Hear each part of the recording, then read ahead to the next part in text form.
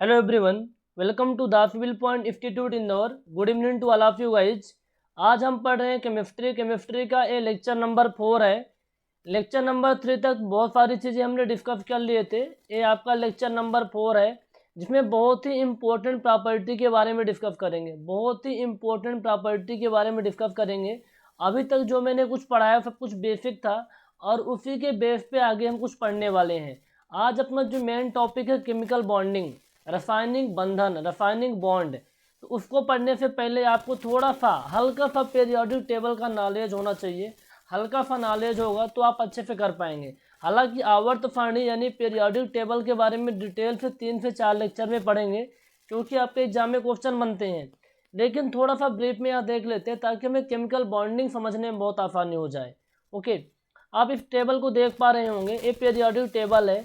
Periodic table में आप देखिए ऊपर से नीचे हम देखें तो जब थोड़ा ब्रीफ में देखेंगे ऊपर से नीचे देखें तो जो आवर्त दिए हुए हैं, जो ये आवर्त आपको दिए हुए हैं, जैसे आपका हाइड्रोजन वाला हो गया, लिथियम, सोडियम, पोटेशियम, ये आपका आवर्त 1 है, 2 है, 3 है, 4 है, 5th है, 6 है और 7th है।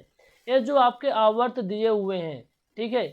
इन आवर्त में आप देखिए, जैसे इसमें देखिए ऊपर से यदि हम नीचे आते हैं, यदि हम ऊपर से नीचे आते हैं तो पहले इसमें कितना था, इसमें कितना एटॉमिक नंबर कितना था, 1 था। फिर इसका कितना है, 3 है। फिर इसका क्या है, 11 है। फिर 19 है। ऊपर से यदि हम नीचे आ रहे हैं तो इसमें हो क्या रहा है, जैसे मान के चलो मैं आपको बना के दिखाता हूँ लिथियम का। तो लिथियम में क्या होगा, 2 और 1, ये आपका बनेगा यानी प्रोटॉन प्लस न्यूट्रॉन और 2 1 इलेक्ट्रॉन, पहले 2 इलेक्ट्रॉन आएंगे फिर 1 इलेक्ट्रॉन आ जाएगा। यदि हम नीचे बढ़ते जाएं, ऊपर से नीचे की तरफ बढ़ते जाएं तो आप देखेंगे एटम का साइज बढ़ता जाता है। जैसे इसमें 19 है तो कितना आ जाएगा, 2 आएगा, फिर 8 आएगा, फिर 8 आएगा, फिर 1 आएगा, ठीक है। तो यानी एटम का साइज बढ़ता जा रहा है। जब पीरियोडिक टेबल में आप ऊपर से नीचे की तरफ आते हैं तो एटम का साइज बढ़ता जाता है। अब जो एटम का साइज बढ़ रहा है तो इसमें क्या क्या चेंजेस आएंगे वो हम देखने वाले हैं। एटम का साइज जो बढ़ रहा है उसमें क्या क्या चेंजेस आने वाले हैं उसको हम देखेंगे। यदि हम ऊपर से नीचे आते हैं तो क्या होता है, यदि हम यहाँ से इधर साइड जाते हैं, इस साइड जाते हैं तो क्या होता है, दोनों चीज़ें मैं आपको बताने वाला हूँ, इसको अच्छे से देखिएगा। तो मैं एक ब्लैंक पेज कोई सा लेता हूँ ताकि आपको समझने में बहुत अच्छे से आसानी हो जाए। देखिए कोई ब्लैंक पेज नहीं है, जस्ट अ मिनट। यहाँ देखते हैं अपन ये देखते हैं, जब हम ऊपर से नीचे की तरफ आ रहे थे, ऊपर से हम नीचे की तरफ आ रहे थे, ऊपर से नीचे की तरफ आ रहे थे तो जो हमारा एटम का साइज था, एटम का साइज क्या हो रहा था, बढ़ रहा था। एटम का साइज बढ़ने से क्या होगा, एटम का जो साइज बढ़ेगा उस साइज के बढ़ने से कुछ इफेक्ट आने वाले हैं। क्या इफेक्ट आएगा, जैसे यहाँ पर आप ये मान लो प्रोटॉन प्लस न्यूट्रॉन है, इलेक्ट्रॉन क्या होते हैं, चक्कर लगाते हैं, तो इसका साइज बढ़ता जा रहा है। ये टोटल क्या होता है, एटम होता है ना, जो ऑर्बिट है, एटम का साइज बढ़ने का मतलब क्या है, ऑर्बिट की संख्या बढ़ती जाती है, ऑर्बिट की संख्या बढ़ती जाती है। अब ऑर्बिट की संख्या बढ़ती जाएगी तो जो आउटर मोस्ट फिल्म में इलेक्ट्रॉन होते हैं ना, आउटर मोस्ट फिल्म में जो इलेक्ट्रॉन होते हैं उनकी जो न्यूक्लियस होता है, ये अपना क्या होता है, न्यूक्लियस होता है, नाभिक होता है। तो नाभिक से पकड़ जो होती है कमजोर होती जाती है। जो न्यूक्लियर फोर्स होता है ना वो कमज़ोर हो जाता है, मतलब जितना दूर इलेक्ट्रॉन की बढ़ती जाएगी उतना ही न्यूक्लियर फोर्स जो होता है, न्यूक्लियर फोर्स है ना, न्यूक्लियर फोर्स जो इलेक्ट्रॉन को बांध के रखता है वो कमज़ोर होता जाता है, कमज़ोर होता जाता है। दो चीज़ें समझ में आ रही है कि जैसे ऊपर से नीचे आते हैं एटम का साइज बढ़ता जाता है। एटम का साइज बढ़ने का मतलब क्या, ऑर्बिट की संख्या बढ़ती जाएगी तो जो इलेक्ट्रॉन की पकड़ होती है न्यूक्लियस से क्या होती है, कमज़ोर होती जाती है। तो हम आसानी से इलेक्ट्रॉन को उसके आउटर सेल से बाहर निकाल सकते हैं, आसानी से इलेक्ट्रॉन को उसके आउटर सेल से बाहर निकाल सकते हैं। बहुत हमें कम पोटेंशियल लगेगा, आसानी से आप निकाल सकते हैं। दूसरी बात यहाँ पर आप देखिए, आपने एक चीज़ सुने होंगे, मेटल क्या होता है भैया, जो इलेक्ट्रॉन को त्यागते हैं, इलेक्ट्रॉन को त्यागते हैं। तो इस केस में जब ऊपर से हम नीचे आते हैं तो आसानी से इलेक्ट्रॉन को निकाल पा रहे हैं, आसानी से इलेक्ट्रॉन को निकाल पा रहे हैं। यानी जो धात्विकता है, मेटालिटी प्रॉपर्टी है, ऊपर से नीचे आने में क्या हो रही है, कम होती जा रही है। मेटालिटी प्रॉपर्टी क्या होती है, कम होती जा रही है। तो इसी के बेस पे कुछ हम डिफिनीशन देखने वाले हैं, इसी के बेस पे हम कुछ डिफिनीशन देखने वाले हैं, वो अभी आपको बताएंगे। जस्ट अभी हम आपको बताएंगे। यदि ये चीज़ समझ में आ जाएंगे डिफिनीशन तो फिर आपको समझ में आ जाएगा कि लेफ्ट टू राइट जाने पे क्या होता है, लेफ्ट टू राइट जाने पे क्या होता है और टॉप से बॉटम जाने पे क्या होता है। अलग अलग इफेक्ट आपको समझने में समझने में आसानी होगी, अलग अलग इफेक्ट को समझने में आसानी होगी। जैसे मैं आपको ये दिखाता हूँ, यदि आप लेफ्ट से राइट जाते हैं, यदि इनको समझ लेंगे ना, बच्चों वाली चीज़ें होती हैं लेकिन थोड़ा सा खिचड़ी पक जाती है, समझेंगे नहीं तो। छोटे छोटे चीज़ों के लेकर के देखो, आप यहाँ से जाते हैं, लेफ़्ट टू राइट जाते हैं। जब आप लेफ़्ट टू राइट जाएंगे तो इसमें क्या होगा, जैसे आपका ये फर्स्ट वाला है, ये फर्स्ट है, ये सेकंड है, ये थर्ड है, ये फोर्थ है, आप लेफ़्ट टू राइट जा रहे हैं। जब आप लेफ़्ट टू राइट जाएंगे, जब आप लेफ़्ट टू राइट जाएंगे तो मान लो इसके लिए अपने को एक ऑर्बिट चाहिए, तो इसके लिए भी आपको एक ऑर्बिट चाहिए। इसके लिए यदि आपको 2 ऑर्बिट चाहिए तो इसके लिए भी 2 ऑर्बिट चाहिए पूरे के लिए। इसके लिए 3 ऑर्बिट चाहिए, इसके लिए 4 ऑर्बिट चाहिए, इसके लिए 5 ऑर्बिट चाहिए। तो यहाँ पर एक चीज़ समझ में आ रही है कि सब में ऑर्बिट की संख्या क्या है, सेम है। सभी में जितने भी आपके एलिमेंट हैं, सभी एलिमेंट में ऑर्बिट की संख्या सेम है। अब ऑर्बिट की संख्या सेम है तो क्या हमारा जो एटम का साइज होगा फिक्स हो जाएगा, एटम का साइज फिक्स हो जाएगा। जैसे आप यहाँ पास देखो, यहाँ पास आपको दिया हुआ है, ये आपका मैग्नीशियम है, ये आपका क्या है, मैग्नीशियम है। तीसरे लाइन पे आप देखो, तीसरे लाइन पे मैग्नीशियम है और इसी लाइन पे आपके लास्ट में आर्गन है, आर्गन है। तो मैग्नीशियम में कितने इलेक्ट्रॉन है भैया, 12 इलेक्ट्रॉन है, और आपके आर्गन में 18 इलेक्ट्रॉन है। मैग्नीशियम में कितने इलेक्ट्रॉन है, 12 इलेक्ट्रॉन है, और आपके जो आर्गन है उसमें 18 इलेक्ट्रॉन है। तो यहाँ पर आप देखो, आपको यहाँ पास क्या है कि इसको बनाते हैं, चलिए इसमें कितना आएगा, 2 आएगा, फिर 8 आएगा, फिर 3, इसमें 3 ऑर्बिट आएंगे। इसमें भी 2 आएगा, फिर 8 आएगा, फिर 8 आएगा। इसमें भी 3 ऑर्बिट आ रहे हैं। ऑर्बिट तो सेम आ रहे हैं लेफ्ट टू राइट चलने पर, लेकिन इलेक्ट्रॉनों की संख्या बढ़ रही है, इलेक्ट्रॉनों की संख्या बढ़ेगी। तो भैया जब इलेक्ट्रॉनों की संख्या बढ़ती जाती है ना, तो नाभिक से अपनी पकड़ बनाने के लिए, न्यूक्लियस होता है ना, नाभिक से पकड़ बनाने के लिए, ताकि इलेक्ट्रॉनों की पकड़ अच्छे से बन जाए, तो इसलिए अपना एटम का जो साइज होता है ना छोटा कर लेता है, एटम का साइज छोटा कर लेता है। क्योंकि इसके ऊपर इलेक्ट्रॉन लगते जा रहे हैं, इलेक्ट्रॉन का लोड आता जा रहा है। तो इलेक्ट्रॉन का ज़्यादा लोड आएगा तो बियर नहीं कर पाएगा, क्योंकि न्यूक्लियर फोर्स कमज़ोर हो जाता है। तो जितना ज़्यादा एटम के साइज को छोटा कर लेगा, एटम के साइज को छोटा कर लेगा, तो जो अपना न्यूक्लियस फोर्स होता है, न्यूक्लियस जो फोर्स होता है ना, वो फोर्स क्या होता है, बढ़ जाता है। न्यूक्लियस फोर्स क्या होता है, बढ़ जाता है। तो आपसे क्वेश्चन पूछे कि यदि आप लेफ्ट टू राइट जाते हैं, लेफ्ट टू राइट जाते हैं, तो एटम का साइज क्या होगा, एटम का साइज क्या होता है भैया, छोटा होता जाता है। ऊपर से नीचे आते हैं तो बढ़ता जाता है, ठीक है, ऊपर से नीचे आते हैं तो बढ़ता जाता है। अब हम कुछ आपको डिफिनीशन बताएंगे, उस डिफिनीशन के बेस पे आपको कुछ प्रॉपर्टी आपको लिखवा देंगे। बाकी बहुत डिटेल में समझना है इसको तो फिर हम पढ़ेंगे पीरियोडिक टेबल वाले चैप्टर के अंदर ही। जैसा पहला इंपॉर्टेंट डिफिनीशन है आयोनाइजेशन पोटेंशियल, इसे क्या बोलते हैं हिंदी में, आयनन विभव बोलते हैं। क्या बोलते हैं, आयनन विभव।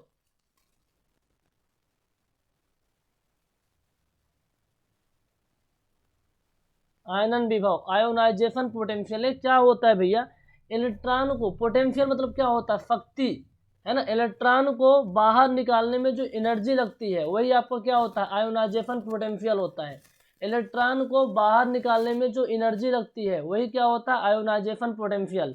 तो छोटे छोटे की पॉइंट आप करके लिख सकते हैं, इलेक्ट्रॉन को बाहर निकालने में लगी ऊर्जा, इलेक्ट्रॉन को बाहर निकालने में लगी ऊर्जा, बाहर निकालने में लगी ऊर्जा, ये क्या कहलाएगी भैया, जो एनर्जी लगती है बाहर निकालने में इलेक्ट्रॉनों को क्या कहलाती है, आयोनाइजेशन पोटेंशियल कहलाती है, आयोनाइजेशन पोटेंशियल कहलाती है। अब आप देखिए, जब आप ऊपर से नीचे आ रहे थे, जब आप ऊपर से नीचे आ रहे थे तो एटम की साइज बढ़ती जा रही थी, एटम की साइज क्या हो रही थी, बढ़ रही थी। एटम की साइज बढ़ने से न्यूक्लियस फोर्स कमजोर हो रहा था, न्यूक्लियस फोर्स कमजोर हो रहा था। तो जो इलेक्ट्रॉन होते हैं आउटर मोस्ट फिल्म, उनको निकालना बहुत आसान हो जाता है, उनको निकालना बहुत आसान हो जाता है। तो अब सोचो यहाँ पास इलेक्ट्रॉन को निकालने में जो ऊर्जा लगती है उसे बोलते हैं आयनन विभव। इस केस में क्या होगा, जब ऊपर से अपन नीचे आएंगे तो आयनन विभव क्या होगा भैया, आयनन विभव कम होता जाएगा, आयनन विभव कम होता जाएगा, यानी पोटेंशियल आपको कम लगेगा, ठीक है। अगला आपका है electron affinity, electron affinity, electron बंधुता बोलते हैं, क्या बोलते हैं, इलेक्ट्रॉन बंधुता बोलते हैं। अब इलेक्ट्रॉन बंधुता क्या होता है, इलेक्ट्रॉन बंधुता क्या होता है पता है आपको, इलेक्ट्रॉन को खींचने की क्षमता, इलेक्ट्रॉन को खींचने की क्षमता, इलेक्ट्रॉन को खींचने की क्षमता, है ना, पकड़ के बनाए रखने की क्षमता, खींचने की क्षमता, बताता हूँ इसको, इलेक्ट्रॉन को खींचने की क्षमता, ठीक है। सिंगल इलेक्ट्रॉन को खींचने की क्षमता कहलाती है इलेक्ट्रॉन एफिनिटी, और डबल इलेक्ट्रॉन को खींचने की क्षमता कहलाती है इलेक्ट्रोनिगेटिविटी। इलेक्ट्रोनिगेटिविटी, डबल इलेक्ट्रॉन को खींचने की क्षमता, डबल इलेक्ट्रॉन को खींचने की क्षमता, खींचने की क्षमता, डबल इलेक्ट्रॉन को खींचने की क्षमता क्या कहलाती है, इलेक्ट्रोनिगेटिविटी कहलाती है, इलेक्ट्रोनिगेटिविटी। सिंगल इलेक्ट्रॉन को खींचने की क्षमता इलेक्ट्रॉन एफिनिटी, एफिनिटी मतलब क्या होता है, प्यार। अब सिंगल सिंगल सिंगल इलेक्ट्रॉन से प्यार हो गया तो इलेक्ट्रॉन एफिनिटी, डबल इलेक्ट्रॉन से प्यार हो गया तो इलेक्ट्रोनिगेटिविटी, इलेक्ट्रोनिगेटिविटी। अब आपको मैं समझाऊंगा तीनों प्रॉपर्टी को, बहुत ध्यान से देखिएगा, बहुत ध्यान से देखिएगा। ये मैं आपको बना के कुछ दिखा रहा हूँ एक ग्राफ के रूप में। यदि आप इस ग्राफ को समझ लेंगे ना तो आप सारी चीज़ समझ पाएंगे, आप सारी चीज़ें समझ पाएंगे। पहले हम देख लेते हैं ऊपर से नीचे आने पर, हम ऊपर से नीचे की तरफ आ रहे हैं। जब हम ऊपर से नीचे की तरफ आ रहे हैं तो हो क्या रहा है, जो आपका एटम है, एटम की साइज बढ़ती जा रही है, एटम की साइज बढ़ती जा रही है। जब एटम की साइज बढ़ेगी तो क्या होगा भैया, जो नाभिक की पकड़ होती है कमज़ोर होती है, नाभिक की जो पकड़ होती है वो क्या हो जाएगी, कमज़ोर हो जाती है। समझ लेंगे, क्वेश्चन आप कर लेंगे बहुत आसानी से। नाभिक की पकड़ कमज़ोर हो जाएगी तो जो आपका क्या होता है, आयनन विभव होता है, आयोनाइजेशन पोटेंशियल, आयोनाइजेशन पोटेंशियल वो क्या होगा, आयोनाइजेशन पोटेंशियल। मतलब इलेक्ट्रॉन को बाहर निकालने में एनर्जी कम लगेगी ज़्यादा लगेगी, इलेक्ट्रॉन को बाहर निकालने में जो एनर्जी है कम लगेगी, इलेक्ट्रॉन को बाहर निकालने में एनर्जी कम लगेगी। साथ के साथ में जो आपके इलेक्ट्रॉन एफिनिटी होती है, जो आपकी इलेक्ट्रॉन एफिनिटी होती है, एफिनिटी वो भी क्या होगी, कम होगी, क्योंकि न्यूक्लियर फोर्स कम होगा। जब न्यूक्लियर फोर्स कम होगा तो इलेक्ट्रॉन को पकड़ के थोड़ी रखेगा, इलेक्ट्रॉन से क्या प्यार होगा, फोर्स ही काम नहीं करेगा, इलेक्ट्रॉन दूर रहेगा न्यूक्लियर से, तो इलेक्ट्रॉन एफिनिटी कम हो जाएगी, इलेक्ट्रोनिगेटिविटी कम हो जाती है, इलेक्ट्रोनिगेटिविटी, निगेटिविटी क्या हो जाती है, कम हो जाती है। ये कम क्यों होती है, कम क्यों होती है, क्योंकि इलेक्ट्रॉन को पकड़ने खींचने की क्षमता कम हो जाती है, इलेक्ट्रॉन को खींचने की क्षमता कम हो जाती है। खींचने की क्षमता कम क्यों हो जाती है, क्योंकि न्यूक्लियर फोर्स कम हो जाता है, इलेक्ट्रॉन दूर होते हैं, नंबर ऑफ ऑर्बिट ज़्यादा होते हैं, ठीक है। अच्छा, इलेक्ट्रॉन को आसानी से आप निकाल सकते हैं, जब पीरियोडिक टेबल में ऊपर से नीचे आते हैं तो इलेक्ट्रॉन को आसानी से निकाल सकते हैं। अब इलेक्ट्रॉन को आसानी से निकालना क्या कहलाता है, मेटल कहलाता है, यानी मेटलिटी यानी धात्विकता बढ़ती जाती है, धात्विकता बढ़ती जाती है, धात्विकता क्या होगी, बढ़ती जाएगी, धात्विकता बढ़ती जाती है ऊपर से नीचे आने पर। तो इम्पोर्टेंट प्रॉपर्टी है, इनको ध्यान में रखिएगा। हालांकि इसका मैं आपको टाइपिंग करके नोट्स दे दूंगा, आप वहाँ से रिवीजन कर सकते हैं यदि आप खुद के नोट्स नहीं बना रहे हैं तो। अब देखिए ये हम जा रहे हैं left to right, left to right जाने पर क्या होगा, जो यहाँ पर आप लिख देता हूँ, आप लेफ्ट टू राइट जाते हैं तो जो एटम होता है, एटम की साइज क्या होगी भाई, बढ़ेगी छोटी होगी, एटम की साइज छोटी होती जाती है, एटम की साइज क्या होती है, छोटी होती जाती है। तो जो आपकी न्यूक्लियस की पकड़ होगी ना, जो न्यूक्लियस की पकड़ होगी कमज़ोर होगी मजबूत होगी, ये बताइए,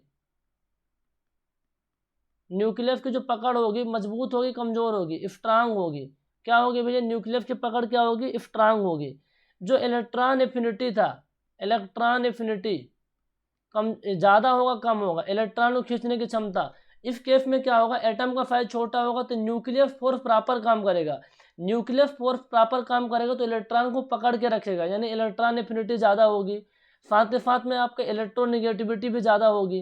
electron affinity and electronegativity same ही चीज़ होती है, सिंगल इलेक्ट्रॉन को खींचने की क्षमता इलेक्ट्रॉन एफिनिटी, डबल इलेक्ट्रॉन को खींचने की क्षमता इलेक्ट्रोनिगेटिविटी होती है। तो इलेक्ट्रोनिगेटिविटी, इलेक्ट्रोनिगेटिविटी ये क्या होगा भैया, ये भी ज़्यादा होगा, ये भी ज़्यादा होगा। साथ में आपको जो मेटालिटी प्रॉपर्टी होती है, मेटालिटी प्रॉपर्टी होती है, धात्विकता होती है, इसमें क्या होगा, धात्विकता के बारे में बताइए। ओके, तो अपन क्या देख रहे थे, अपन ये देख रहे थे कि यदि हम लेफ्ट टू राइट जाते हैं, लेफ्ट टू राइट जाते हो तो क्या चेंजेस आते हैं। आपने देखा इलेक्ट्रोनिगेटिविटी बढ़ जाता है, इलेक्ट्रॉन एफिनिटी बढ़ जाता है। मेटालिटी क्या होगा भैया, मेटालिटी इसमें क्या होगा, मेटालिटी क्या होगा। अब आप सोचो कि आपका एटम का साइज छोटा है तो इलेक्ट्रॉन निकालने में क्या होगा भैया, इलेक्ट्रॉन निकालने में बहुत ज़्यादा एनर्जी लगेगी, बहुत ज़्यादा एनर्जी लगेगी, इलेक्ट्रॉन को आप आसानी से नहीं निकाल सकते, यानी धात्विकता कम होती जाती है, मेटालिटी प्रॉपर्टी कम होती जाती है, धात्विकता क्या होगी, कम होती जाएगी। साथ में देखिए जो आपने देखा था आयोनाइजेशन पोटेंशियल, आयोनाइजेशन पोटेंशियल, आयनन विभव, आयनन विभव, आयनन विभव क्या होगा इस केस में, जो आयनन विभव है इलेक्ट्रॉन को निकालने में बहुत ज़्यादा एनर्जी जो लगती है, इलेक्ट्रॉन को बाहर निकालने में लगने वाली एनर्जी को आयनन विभव कहते हैं, आयोनाइजेशन एनर्जी कहते हैं। तो भैया इलेक्ट्रॉन को निकालने में बहुत ज़्यादा एनर्जी लगेगी इस केस में, क्यों लगेगी, क्योंकि न्यूक्लियस पकड़ के रखा है, एटम का साइज छोटा है। तो इन प्रॉपर्टी को यदि आप ध्यान में रखते हैं ना, तो आगे आपको जो मैं केमिकल बॉन्डिंग पढ़ाने वाला हूँ आपको बहुत आसान हो जाएगा पढ़ने में, बहुत आसानी हो जाएगी पढ़ने में, ठीक है।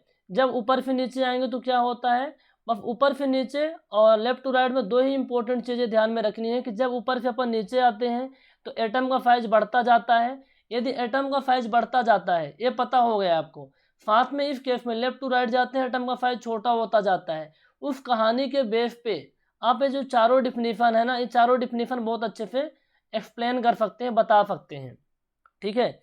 तो जो अपना मेन टॉपिक था उस टॉपिक पे आते हैं अपन, केमिकल बॉन्डिंग। केमिकल बॉन्डिंग क्या होती है, केमिकल बॉन्डिंग क्या होती है, रासायनिक बंध, रासायनिक बॉन्ड बोलते हैं ना, रासायनिक बॉन्ड। तो केमिकल बॉन्डिंग क्या होती है, दो या एलिमेंट या फिर दो से ज़्यादा जब एलिमेंट बनते हैं, दो या दो से जब अधिक एलिमेंट क्या होता है आपस में कंबाइंड होते हैं, तो क्या बनता है, कोई ना कोई कंपाउंड बनता है जब फिक्स रेशियो में कंबाइंड होते हैं। अब जब दो या दो से ज़्यादा एलिमेंट कंबाइंड होते हैं तो कैसे होते हैं, कुछ उसमें कुछ ना कुछ रिएक्शन टाइप से होता है, उसी को बोलते हैं केमिकल बॉन्डिंग। या फिर दो या दो से अधिक एलिमेंट को जुड़ने को बोलते हैं केमिकल बॉन्डिंग, ठीक है। दो या दो से अधिक एलिमेंट को जुड़ने को क्या बोलते हैं, केमिकल बॉन्डिंग बोलते हैं।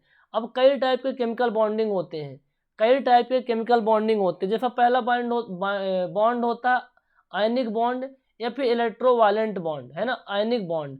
तो आयनिक बॉन्ड को हिंदी में बोलते हैं आयनिक बॉन्ड ही बोलते हैं, क्या बोलते हैं, आयनिक, आयनिक बॉन्ड ही बोलते हैं। अच्छा, आयनिक बॉन्ड के अंदर जो मेन चीज होती है इसमें क्या होता है, आपको पता है, आपको मैंने जब बताया था, क्या बताया, जब मैं आपको वैलेंसी बताई थी तो मैंने आपको बताया था कि जो मेन रिएक्शन में काम आते हैं, रिएक्शन में कौन काम आते हैं, इलेक्ट्रॉन आते हैं, इलेक्ट्रॉन। और वो भी कौन से इलेक्ट्रॉन आते हैं, वैलेंस इलेक्ट्रॉन काम में आते हैं, संयोजी इलेक्ट्रॉन काम में आते हैं, वैलेंस इलेक्ट्रॉन। वैलेंस इलेक्ट्रॉन कौन होते हैं, जो आउटर मोस्ट फिल्म में होते हैं, वो चीज़ें मैंने आपको बताई थी। तो आयनिक बॉन्ड के अंदर क्या होता है, जो इलेक्ट्रॉन का ट्रांसफर होता है, जो इलेक्ट्रॉन होते हैं ना, उन इलेक्ट्रॉन्स का क्या होता है, ट्रांसफर होता है। अभी मैं आपको रिएक्शन करवा के दिखाऊंगा, इलेक्ट्रॉन का ट्रांसफर होता है। अब ये समझ में आ जाए आपको कैसे कैसे ट्रांसफर होता है। जैसे विवाह होता है, शादी विवाह होता है ना, विवाह, विवाह के केस में क्या होता है, जो लड़की होती है लड़के के यहाँ चली जाती है हमेशा के लिए, वो नैहर कभी कभी घूमने बस जाती है, लेकिन ऑलवेज कहाँ चली जाती है, अपने ससुराल चली जाती है। यानी एक जगह से दूसरी जगह ट्रांसफर हो गई है। आप बोलेंगे सर नैहर तो जाती है, नैहर तो घूमने के लिए जाती है ना। तो उसके विवाह के लिए क्या चाहिए होता है, एक तो बॉय चाहिए और एक गर्ल चाहिए, तभी विवाह होगा, तभी तो विवाह होगा। एक गर्ल क्या है, बॉय के यहाँ जाएगी। अब उस केस में जो आपका आयनिक बॉन्ड होता है, थोड़ा समझाने का प्रयास कर रहा हूँ, आयनिक बॉन्ड होता है, इस केस में आपको दो चीज़ चाहिए होती है भैया, एलिमेंट में दो चीज़ चाहिए होते हैं। ये बहुत तो इंसान है, इंसान में आपको गर्ल और बॉय चाहिए। तो आयनिक बॉन्ड के केस में आपको मेटल चाहिए और नॉन मेटल चाहिए। एक तो आपको मेटल चाहिए होता है, दूसरा आपको नॉन मेटल चाहिए होता है, नॉन मेटल। नॉन मेटल यानी अधातु, धातु, एक धातु चाहिए, यानी एक बॉय चाहिए और एक नॉन मेटल चाहिए, ठीक है। तब जाके इसमें क्या होगा, इलेक्ट्रॉन का ट्रांसफर होगा, इलेक्ट्रॉन क्या होंगे, ट्रांसफर होंगे। तो चलिए मैं एक मेटल ले लेता हूँ सोडियम, दूसरा मैं आपको एक नॉन मेटल ले लेता हूँ क्लोरीन, नॉन मेटल ले लेता हूँ क्लोरीन। अब इन दोनों को आपस में ट्रांसफ़र करवाते हैं इलेक्ट्रॉन, दोनों को इलेक्ट्रॉन ट्रांसफ़र करवाते हैं। अब आप पूछेंगे सर हम कैसे जानेंगे कौन सा मेटल है कौन सा नॉन मेटल है। तो पिछली क्लास यदि आपने ध्यान से पढ़ी होगी, आपको चीज़ें बहुत अच्छे से याद होंगी। मैंने क्या बताया था, मैंने क्या बताया था कि आउटर मोस्ट शेल में इलेक्ट्रॉन 1 2 3 है तो मेटल होता है ना, 4 है तो मेटल और नॉन मेटल दोनों होता है, और 4 से ज़्यादा है तो क्या नॉन मेटल होते हैं। वो चीज़ें मैंने आपको बता के रखी थी। तो यहाँ पर आप देखो, ये आपका सोडियम है, ये सोडियम है और एक क्लोरीन है। सोडियम में कितना एटॉमिक नंबर होता है, 11, तो 2 8 और 1, ये मेटल हो जाएगा। 2, 8 और 7, क्लोरीन का 17 होता है, 4 से ज़्यादा है तो नॉन मेटल हो जाएगा। तो सोडियम मेटल है, क्लोरीन नॉन मेटल है। अच्छा, हर एक एलिमेंट क्या चाहता है कि स्टेबिलिटी चाहता है। स्टेबिलिटी के लिए उसके आउटर मोस्ट जो फेल होते हैं उसमें 8 इलेक्ट्रॉन होने चाहिए, 8 इलेक्ट्रॉन होने चाहिए। तो इसके केस में क्या है भैया, इसके केस में 1 है, इसके केस में 7 है, बात नहीं बन रही है।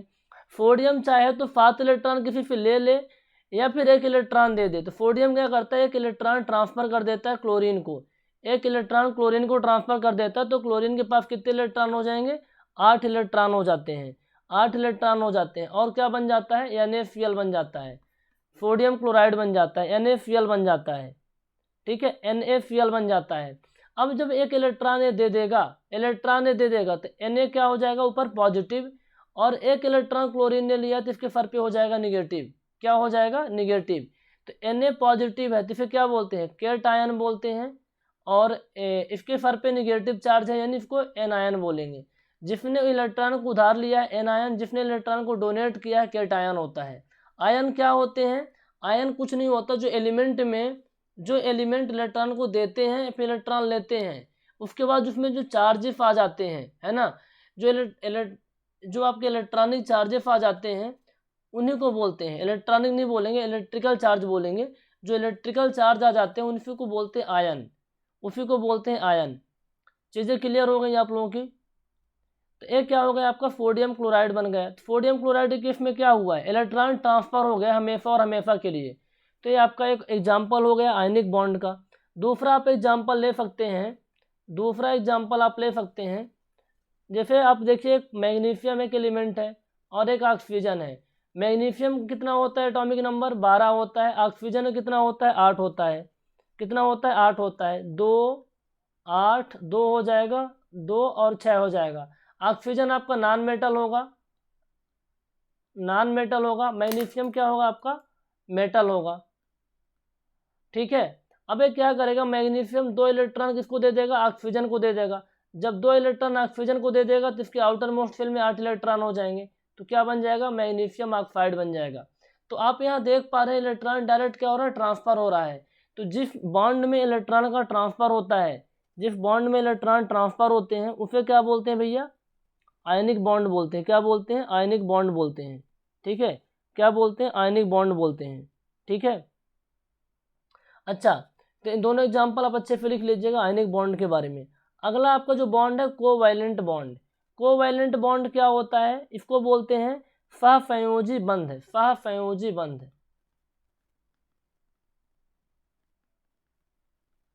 सहसंयोजी बंध, ठीक है, कोवैलेंट बॉन्ड। अच्छा, इसमें क्या होता है, उसमें तो इलेक्ट्रॉन ट्रांसफर हो रहे थे। इस केस में इलेक्ट्रॉन की साझेदारी होती है, इलेक्ट्रॉन की क्या होती है, साझेदारी होती है, इलेक्ट्रॉन की साझेदारी होती है। अब साझेदारी केस में क्या होता है, जैसे दो, मैं समझाता हूँ इसको। साझेदारी केस में क्या होता है, मतलब जैसे एक ए पर्सन है और एक बी पर्सन है। ए के पास कुछ बिजनेस का सेटअप है, ठीक है, जो बी के लिए ज़रूरी है। बी के पास कुछ है सिस्टम है जो कि ए के लिए ज़रूरी है। तो ये आपस में क्या होती है, साझेदारी कर लेते हैं। ए वाला बोलता है भैया जब मेरे को ज़रूरत पड़ेगी तो बी वाला दे देगा, और बी को जब ज़रूरत पड़ेगी तो ए वाला दे देगा। यानी यहाँ पास कुछ सहेली वाला सिस्टम है ना, सहेली कहिए फिर दोस्त वाला सिस्टम यहाँ पास रहता है। जैसे आप दो फ्रेंड हैं, आप किसी रेस्टोरेंट में जाते हैं या फिर कहीं घूमने जाते हैं, तो कई दिनों तक जो आपका एक फ्रेंड है, ठीक है, एक फ्रेंड है आपके लिए खर्चा करता रहता है। फिर आप कुछ दिन बाद आप भी बोलते नहीं अब मैं आपसे देना शुरू करता हूँ, चलो आज मैं ही दे देता हूँ आज जो खर्चे लगे हुए हैं। तो यहाँ पास क्या हो रहा है, ऐसा थोड़ी होता है कि आप एक ही लोग खर्चे करते रहते हैं, मतलब दोनों लोग करते हैं। तो यहाँ पर साझेदारी टाइप का हो जाता है। तो यहाँ क्या होगा, इलेक्ट्रॉन की साझेदारी होगी। आपको नहीं समझना है सब एग्जाम्पल, तो आप टेक्निकल समझने का प्रयास करिएगा। टेक्निकल चीज समझ में आ जाएंगी तो काम हो जाएगा आपका। इलेक्ट्रॉन की साझेदारी, इलेक्ट्रॉन की साझेदारी में क्या होता है भैया, अब यहाँ पास देखे होंगे जब यहाँ पास इसके लिए दो चीज़ चाहिए होता है, सेम टाइप के पर्सन होंगे तभी साझेदारी होगी। ऐसा नहीं होता कि अलग टाइप की साझेदारी होती है। जैसे मैं एक टीचर हूँ, ठीक है, हमारी इंस्टीट्यूट है द सिविल पॉइंट, तो हमारा कोलेब्रेशन होगा तो किसी न किसी इंस्टीट्यूट से कोलेब्रेशन होगा, किसी न किसी इंस्टीट्यूट से कोलेब्रेशन हुआ होगा। जैसे हमारा बुक के अंदर भी कोलेब्रेशन हुआ है, उसी तरीके से ऐसा थोड़ी हमारा कि किसी फॉप वाले से होगा, फॉप वाले से थोड़ी होगा, सेम टाइप की चीज़ों से होता है। हमारा जो कोलेब्रेशन होगा, हमारा जो साझेदारी होगी किसी न किसी टीचर से, किसी न किसी इंस्टीट्यूट से होगी। तो यहाँ पर आप जब कोवैलेंट बॉन्ड हम बनाएंगे तो इलेक्ट्रॉन की जो साझेदारी होगी सेम टाइप की होती है। नॉन मेटल से दो नॉन मेटल के बीच क्या होगी, साझेदारी होगी। दो नॉन मेटल के बीच क्या होगी, साझेदारी होगी। परफेक्ट एग्जांपल है कोचिंग वाला, कि हमारी कोचिंग है, हमारी साझेदारी होगी तो किसी कोचिंग से होगी। यानी दो सेम टाइप के हमें एलिमेंट चाहिए, नॉन मेटल और नॉन मेटल, तब जाके साझेदारी होगी। जैसे एक क्लोरीन है, क्लोरीन क्या है, नॉन मेटल है, और एक क्लोरीन और है, ये भी नॉन मेटल है। ठीक है, दोनों नॉन मेटल हैं। अच्छा, अब ये चाहते हैं कि हमारे आउटर मोस्ट फिल में 8 इलेक्ट्रॉन होने चाहिए। तो भैया 2 हैं, 8 हैं, 7, आउटर मोस्ट फिल में 7 इलेक्ट्रॉन है। इसके भी 2 हैं, 8 है और 7 है, इसके भी 7 है। तो अब यहाँ पर बड़ा लफड़ा टाइप में हो रहा है, थोड़ा देखिए समझ में आ जाए तो। क्या लफड़ा हो रहा है कि इसके 8 इलेक्ट्रॉन इसको चाहिए। यदि ए वाला इसको इलेक्ट्रॉन दे देगा तो इसमें कितना बचेगा, 6 बचेगा। यदि ए वाला इलेक्ट्रॉन दे देगा तो इसमें 6 बचेगा। तो भैया ये दोनों आपस में लड़ने लग जाएंगे, ये तो आपस में लड़ने लग जाएंगे कि यदि मैं दे देता हूँ तो मेरा काम रुक जाएगा, तू दे देगा तो तेरा काम रुक जाएगा, तब कैसे काम बनेगा। तो ये लोग आपस में साझेदारी कर लेंगे, आपस में साझेदारी कर लेंगे। बोलेंगे भैया एक काम करते हैं, दोनों में आपस में कोलैबोरेट कर लेते हैं। जब हमको इलेक्ट्रॉन की ज़रूरत पड़ेगी तुम दे देना, जब हमको पड़ेगी तुम दे देना, और ये बोलता है जब हमको पड़ेगी तुम दे देना। तो ये आपस में क्या करेंगे, कोलैबोरेट हो जाएंगे। ठीक है, कोलैबोरेट हुएंगे तो ये बन जाएगा Cl2। क्या बन जाएगा, Cl2। अब यहाँ पर फिर देखिए साझेदारी किसके लिए हुई है, एक क्लोरीन और एक क्लोरीन, दोनों नॉन मेटल क्यों साझेदारी किए हैं, कितने इलेक्ट्रॉन के लिए। इसको भी एक इलेक्ट्रॉन चाहिए था और इसको भी एक इलेक्ट्रॉन चाहिए था। ये दोनों के पास एक एक इलेक्ट्रॉन और होते तो साझेदारी ये लोग नहीं करते, एक एक इलेक्ट्रॉन के लिए साझेदारी किए हैं। अब एक एक इलेक्ट्रॉन के लिए साझेदारी किए हैं तो इसको क्या बोलेंगे, इसको अपन क्या बोलेंगे, सिंगल बॉन्ड। क्या बोलेंगे, सिंगल बॉन्ड। यानी क्लोरीन और एक क्लोरीन के बीच क्या है, सिंगल बॉन्ड है। क्लोरीन और क्लोरीन के बीच क्या है, सिंगल बॉन्ड है, एक एक इलेक्ट्रॉन के लिए साझेदारी हुई है। तो मैं आपको क्या बता रहा था, कोवैलेंट बॉन्ड, कोवैलेंट बॉन्ड को बोलते हैं सहसंयोजी बंध। इसके अंदर इलेक्ट्रॉन की साझेदारी होती है, सेम टाइप के दो नॉन मेटल होते हैं जो आपस में साझेदारी करते हैं इलेक्ट्रॉन्स के लिए।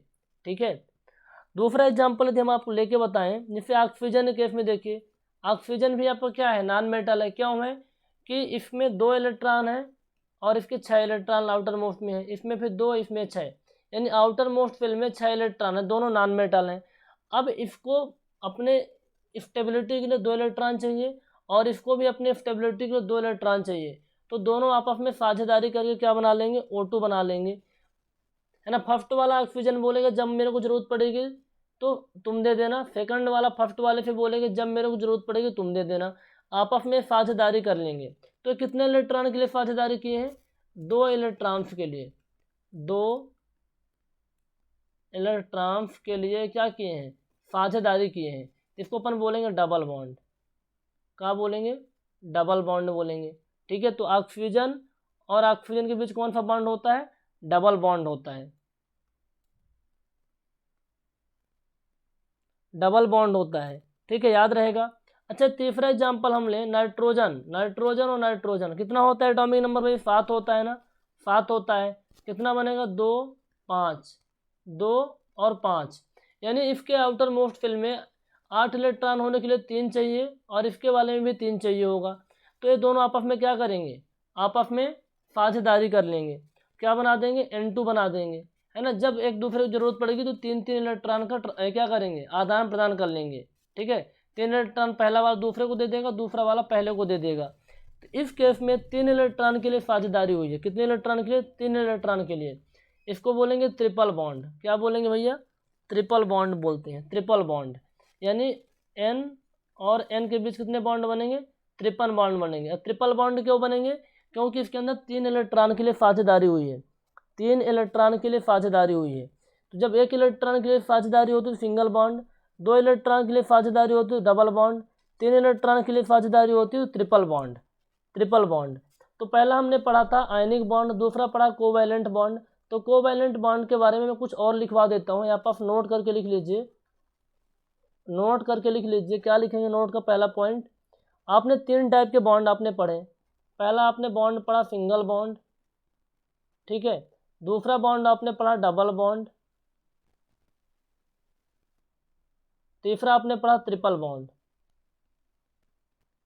ट्रिपल बॉन्ड, ठीक है, ट्रिपल बॉन्ड। अच्छा, इसको सिंबल क्या होता है दर्शाने के लिए? इसका होता है सिंगल, इसका डबल और इसका ट्रिपल लाइन होती है। ये आपका सिंबल होता है रिप्रेजेंट करने के लिए। जो आपका सिंगल बॉन्ड होता है ना, सिंगल बॉन्ड को सिग्मा बॉन्ड भी बोलते हैं। क्या बोलते हैं? Sigma bond. मैं लिख देता हूँ, सिग्मा बॉन्ड बोलते हैं। जबकि आपके जो डबल और ट्रिपल वाले बॉन्ड होते हैं क्या बोलते हैं भैया? पाई बॉन्ड बोलते हैं। क्या बोलते हैं? पाई बॉन्ड, और इसको भी बोलते हैं पाई बॉन्ड, पाई बॉन्ड बोलते हैं।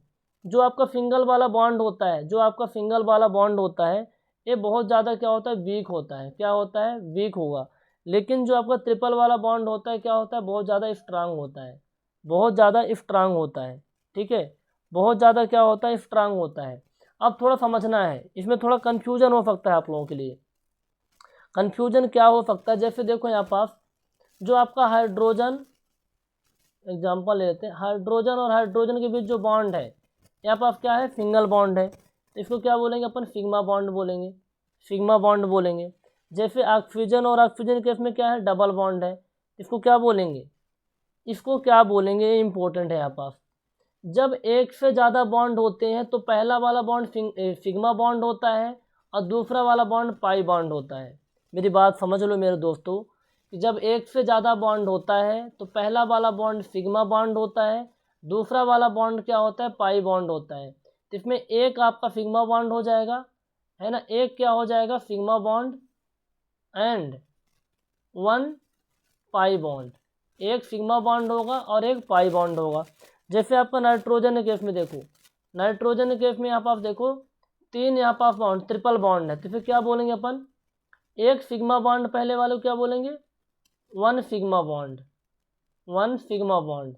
और पाई बॉन्ड कितने हो जाएंगे? पाई बॉन्ड आपके हो जाएंगे दूसरा वाला पाई बॉन्ड और तीसरा वाला पाई बॉन्ड, यानी दो पाई बॉन्ड हो जाएंगे। पाई बॉन्ड कितने होंगे? दो बॉन्ड होंगे। तो जब एक से ज़्यादा बॉन्ड होते हैं तो पहला वाला बॉन्ड सिग्मा बॉन्ड होता है और दूसरा एंड तीसरा वाला बॉन्ड क्या होता है? पाई बॉन्ड होता है।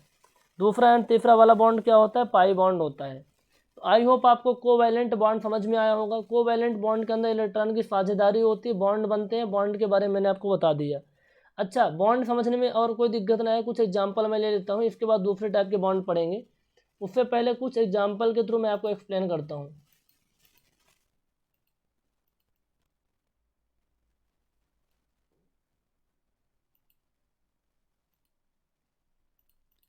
देखिए मैं आपको एक एग्जांपल देता हूँ, इस एग्जांपल को बताइएगा आप, इसमें कौन सा बॉन्ड है, इसमें कौन सा बॉन्ड है? ये आपका हाइड्रोजन, फिर आपका है कार्बन, फिर यहाँ पास हाइड्रोजन। तो यहाँ पास बताइए कितने सिग्मा बॉन्ड हैं और कितने पाई बॉन्ड हैं आपके? कितने आपके सिग्मा बॉन्ड हैं और कितने आपके पाई बॉन्ड हैं? बताइए बताइए फटाफट बताइए। सिग्मा बॉन्ड कितने होंगे? एक तो आपका ए सिग्मा बॉन्ड, ए सिग्मा बॉन्ड और ए सिग्मा बॉन्ड, तीन सिग्मा बॉन्ड हो जाएंगे। पाई बॉन्ड कितने होंगे? ए आपका पहला वाला सिग्मा बॉन्ड हो गया। अब एक से ज़्यादा बॉन्ड, एक से ज़्यादा बॉन्ड इस केस में है यहाँ पास कार्बन कार्बन के बीच में, तो एक तो ए वाला बॉन्ड पाई बॉन्ड हो जाएगा और ए वाला बॉन्ड पाई बॉन्ड हो जाएगा। सिग्मा बॉन्ड मैंने कंसिडर कर लिया, तो दो पाई बॉन्ड हो जाएंगे। कितने हो जाएंगे? दो पाई बॉन्ड हो जाएंगे। चलिए एक एग्जाम्पल और लेता हूँ, एक एग्जाम्पल और लेता हूँ। जैसे मान लो एक कार्बन है, ये भी यहाँ पर कार्बन है, ऊपर हाइड्रोजन है, यहाँ भी हाइड्रोजन है, मान लो यहाँ भी हाइड्रोजन है, यहाँ भी हाइड्रोजन है, ठीक है। और इसको थोड़ा और कर लेते हैं। बताइए इसमें कितने सिग्मा बॉन्ड होंगे, कितने पाई बॉन्ड होंगे? है ना, यहाँ पर ट्रिपल बॉन्ड है, ध्यान रखिएगा, ट्रिपल बॉन्ड है। कार्बन और कार्बन के बीच में ट्रिपल बॉन्ड होता है ना।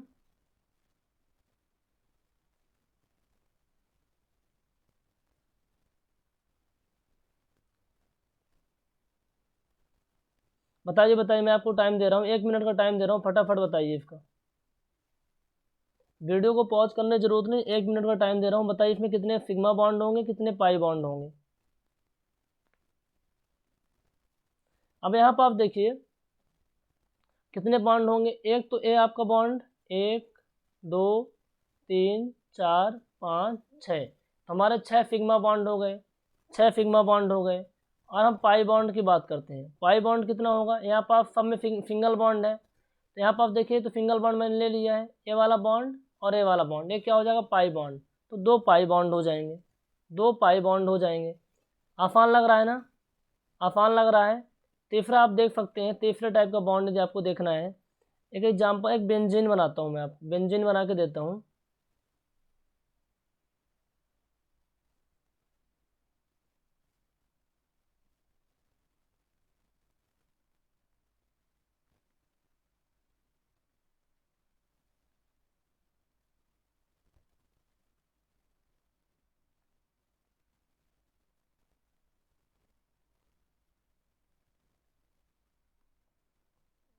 डायग्राम देखते जाइएगा, समझ में आ जाएगा।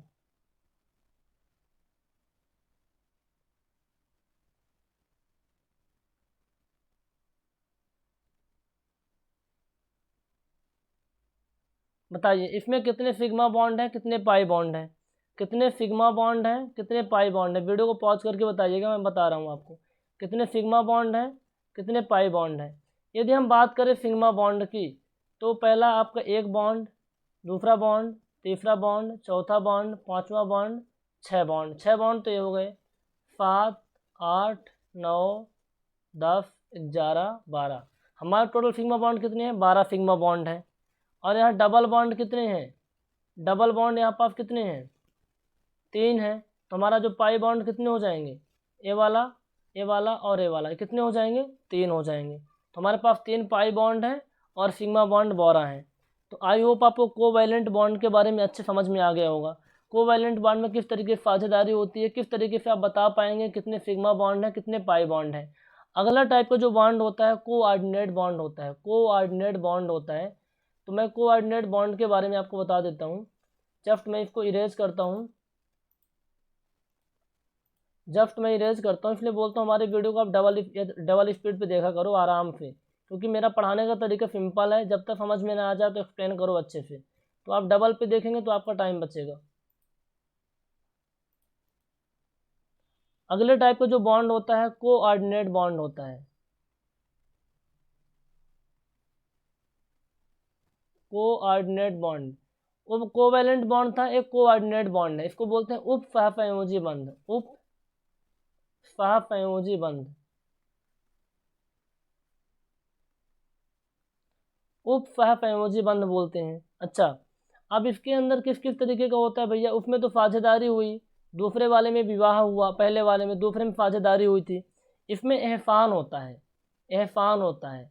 अब एहसान कैसे होगा, मतलब ज़रूरत नहीं है फिर भी दे देते हैं, ज़रूरत नहीं है फिर भी चलो दे देते हैं हमारे पास, है ना, ज़रूरत नहीं है फिर भी दे देते हैं, ऐसा रहता है इसमें, एहसान कर देते हैं। जैसे अमोनियम केस में देखिए, अमोनियम केस में देखिए, ये आपका अमोनियम है, अमोनियम केस में देखिए नाइट्रोजन है, ये क्या है नाइट्रोजन, नाइट्रोजन का एटॉमिक नंबर कितना होता है, 7 होता है, 2 और 5, कितना, 2 और 5, इसको कितना चाहिए इलेक्ट्रॉन, 3 और इलेक्ट्रॉन चाहिए, 3 और इलेक्ट्रॉन चाहिए। अमोनियम बनाने के लिए 3 और हाइड्रोजन चाहिए, एक आपका हाइड्रोजन हुआ, दूसरा एक हाइड्रोजन हुआ, तीसरा एक हाइड्रोजन हुआ, 3 हाइड्रोजन हो गए। ये तीनों हाइड्रोजन फिर क्या करेंगे आपस में, ये 3 हाइड्रोजन हो गए ना, एक हाइड्रोजन ए, एक हाइड्रोजन ए और एक हाइड्रोजन ए, ये 3 हाइड्रोजन फिर क्या करेगा, तीनों हाइड्रोजन फिर क्या करेगा, रिएक्शन कर लेगा, है ना। तीनों साझेदारी टाइप से ही होगा इसमें, क्योंकि हाइड्रोजन के केस में क्या होता है, एक होता है इसमें, है ना, एक ही इलेक्ट्रॉन इसके पास होता है। तो ये क्या करता है, एक इलेक्ट्रॉन, एक इलेक्ट्रॉन होता है ना, तो इलेक्ट्रॉन त्यागता नहीं है ना, इलेक्ट्रॉन त्यागेगा नहीं, ये क्या करेगा, एक्चुअल में किसी न किसी साझेदारी कर लेता है ना, अपने में 2 इलेक्ट्रॉन बनाने के लिए, 2 इलेक्ट्रॉन बनाने के लिए। तो ये तो आपस में साझेदारी कर लेंगे यहाँ पास, ये कर लेंगे। लेकिन जो एक इलेक्ट्रॉन यहाँ पास एक हाइड्रोजन बचेगा, क्योंकि अमोनियम के लिए 4 हाइड्रोजन चाहिए होगा, तो एक हाइड्रोजन बचेगा। यानी यहाँ पास देखो, जो आपका नाइट्रोजन था, नाइट्रोजन को 3 इलेक्ट्रॉन चाहिए थे, 3 इलेक्ट्रॉन इसको मिल गए, यानी 3 हाइड्रोजन मिल गए हैं। अब इसको हाइड्रोजन की कोई नीड नहीं है, तो साझेदारी क्यों करेगा, जब कोई नीड ही नहीं है तो क्यों साझेदारी करेगा, फिर ये खाली बैठा रहता है। तो एक इलेक्ट्रॉन इसको दे देता है, किसको दे देता है भैया, हाइड्रोजन को दे देता है, एक एक्स्ट्रा दे देता है। जब किसी बॉन्ड के अंदर कोई एक्स्ट्रा इलेक्ट्रॉन डोनेट होता है दूसरे को, वो आपका होता है कोऑर्डिनेट बॉन्ड। क्या होता है? कोऑर्डिनेट बॉन्ड होता है। अब इसमें आप देख पा रहे हैं अमोनियम के अंदर 3 नहीं चाहिए तो इसमें 4 है, मतलब ये क्या होगा? कोऑर्डिनेट बॉन्ड होता है। तो जब कभी एहसान हो जाए, एक्स्ट्रा इलेक्ट्रॉन वो दे दे, है ना, जरूरत ना होने के बावजूद भी, वो आपका होता है कोऑर्डिनेट बॉन्ड, उपसहसंयोजी बंध। ठीक है, उपसहसंयोजी बंध होता है। अगले टाइप का जो बॉन्ड हम आपको पढ़ाएंगे वो आपका होगा हाइड्रोजन बॉन्ड। क्या होता है? Hydrogen bond. हाइड्रोजन बॉन्ड बहुत ही सिंपल सी ट्रिक होती है। यदि फोन लग जाएगा तो हाइड्रोजन बॉन्ड बनेगा, फोन नहीं लगेगा तो हाइड्रोजन बॉन्ड नहीं बनेगा। अब ये फोन से मतलब क्या है? ये फोन से मतलब क्या है? ये आपका एफ से बनता है आपका हाइड्रोजन फ्लोराइड। क्या बनता है?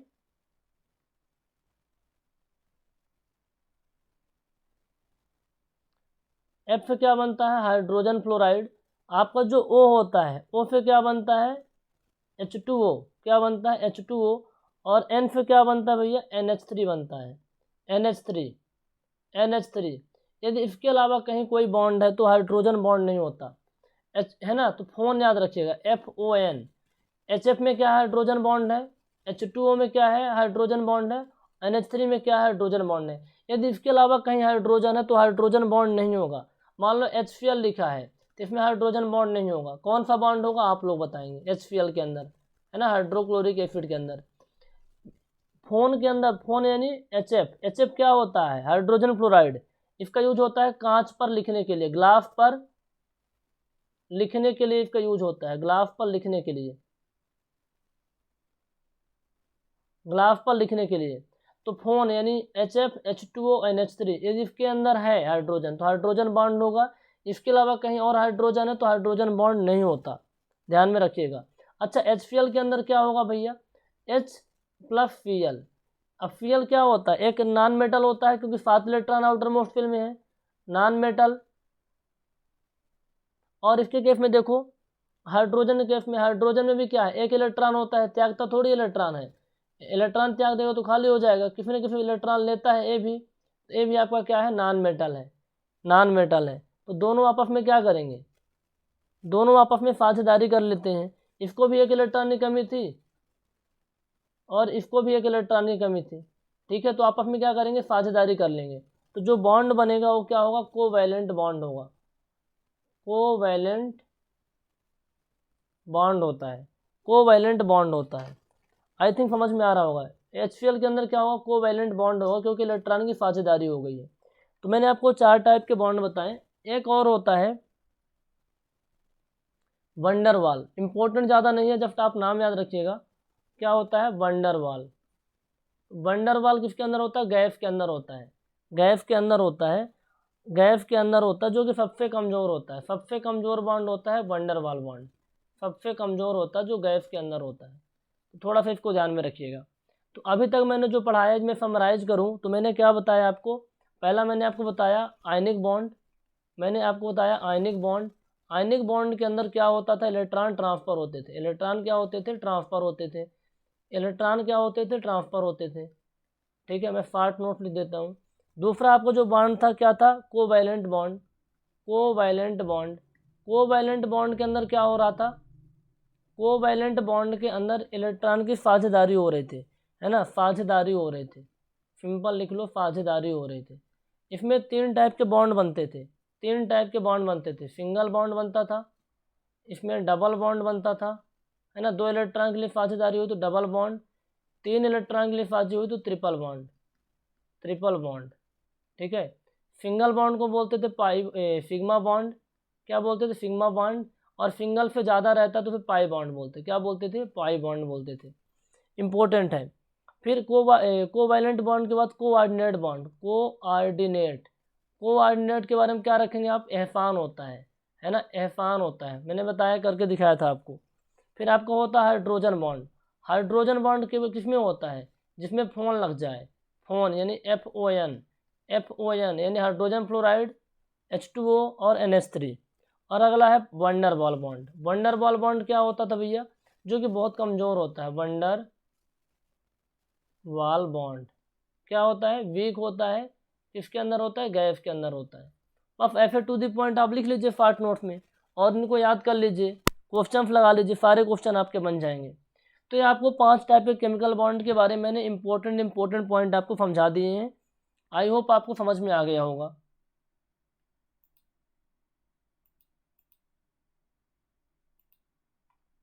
अब बहुत ज़्यादा इंपॉर्टेंट टॉपिक के बारे में देखेंगे अभी, ठीक है।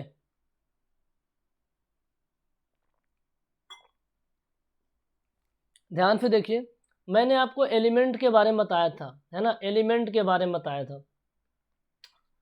थोड़ा सा चलते हैं बैक टू चलते हैं, एलिमेंट के बारे में देखते हैं। मैंने क्या बताया था एलिमेंट के बारे में। एलिमेंट को क्या बोलते हैं? तत्व बोलते हैं। एलिमेंट क्या होते हैं, किस से मिलके बने होते हैं? सेम टाइप के एटम से मिलके बने होते हैं।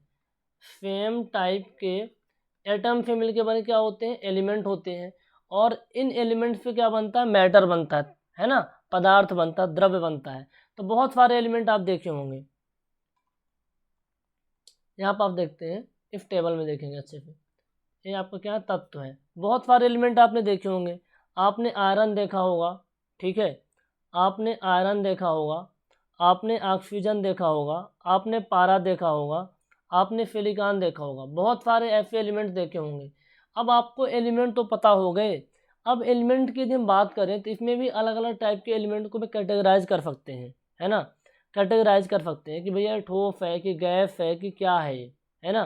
तो यदि हम फिजिकल वे में देखें, फिजिकल तरीके से देखें, हमारे पास बहुत सारे एलिमेंट हैं। मैंने इनको जाके देखा, अपने आंखों से देखा, तो फिजिकल देखने के बाद पता चला कि जो आयरन था अपना, जो अपना क्या था? आयरन था। आयरन क्या था भैया? सॉलिड था। आयरन क्या था? ठोस था। ऑक्सीजन क्या है? गैस थी। पारा क्या होता है? लिक्विड होता है, द्रव होता है। सिलिकॉन क्या होता है? सिलिकॉन भी सॉलिड ही होता है। सिलिकॉन क्या होता है? आपके जो मोबाइल में जो चिप होती है, चिप के पीछे चमक चमक चमक जैसी लगी होती है, वो क्या होता है? सिलिकॉन होता है, चिप के पीछे, ठीक है। ये सॉलिड होता है, ठीक है, सॉलिड होता है। तो अच्छा, ये तो फिजिकल वे में हो गया। केमिकल वे में देखिए, केमिकल, केमिकल के आधार पे देखें, केमिकल के आधार पे तो तीनों क्या हैं? कंपाउंड हैं? नहीं भैया, केमिकल के आधार पर देखें तो ये सभी क्या हैं? एलिमेंट हैं। ये सभी क्या हैं? एलिमेंट है। ए भी एलिमेंट है, ए भी एलिमेंट है, ए भी एलिमेंट है, ठीक है। अच्छा, चलो इसके अंदर लाइट पास करवा के देखते हैं। सभी एलिमेंट के अंदर लाइट पास करवा के देखते हैं।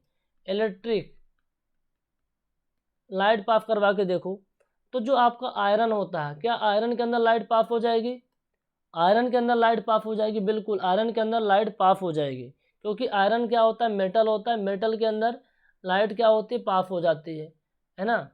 लाइट क्या होती है? पास हो जाती है, तो मेटल बोलेंगे।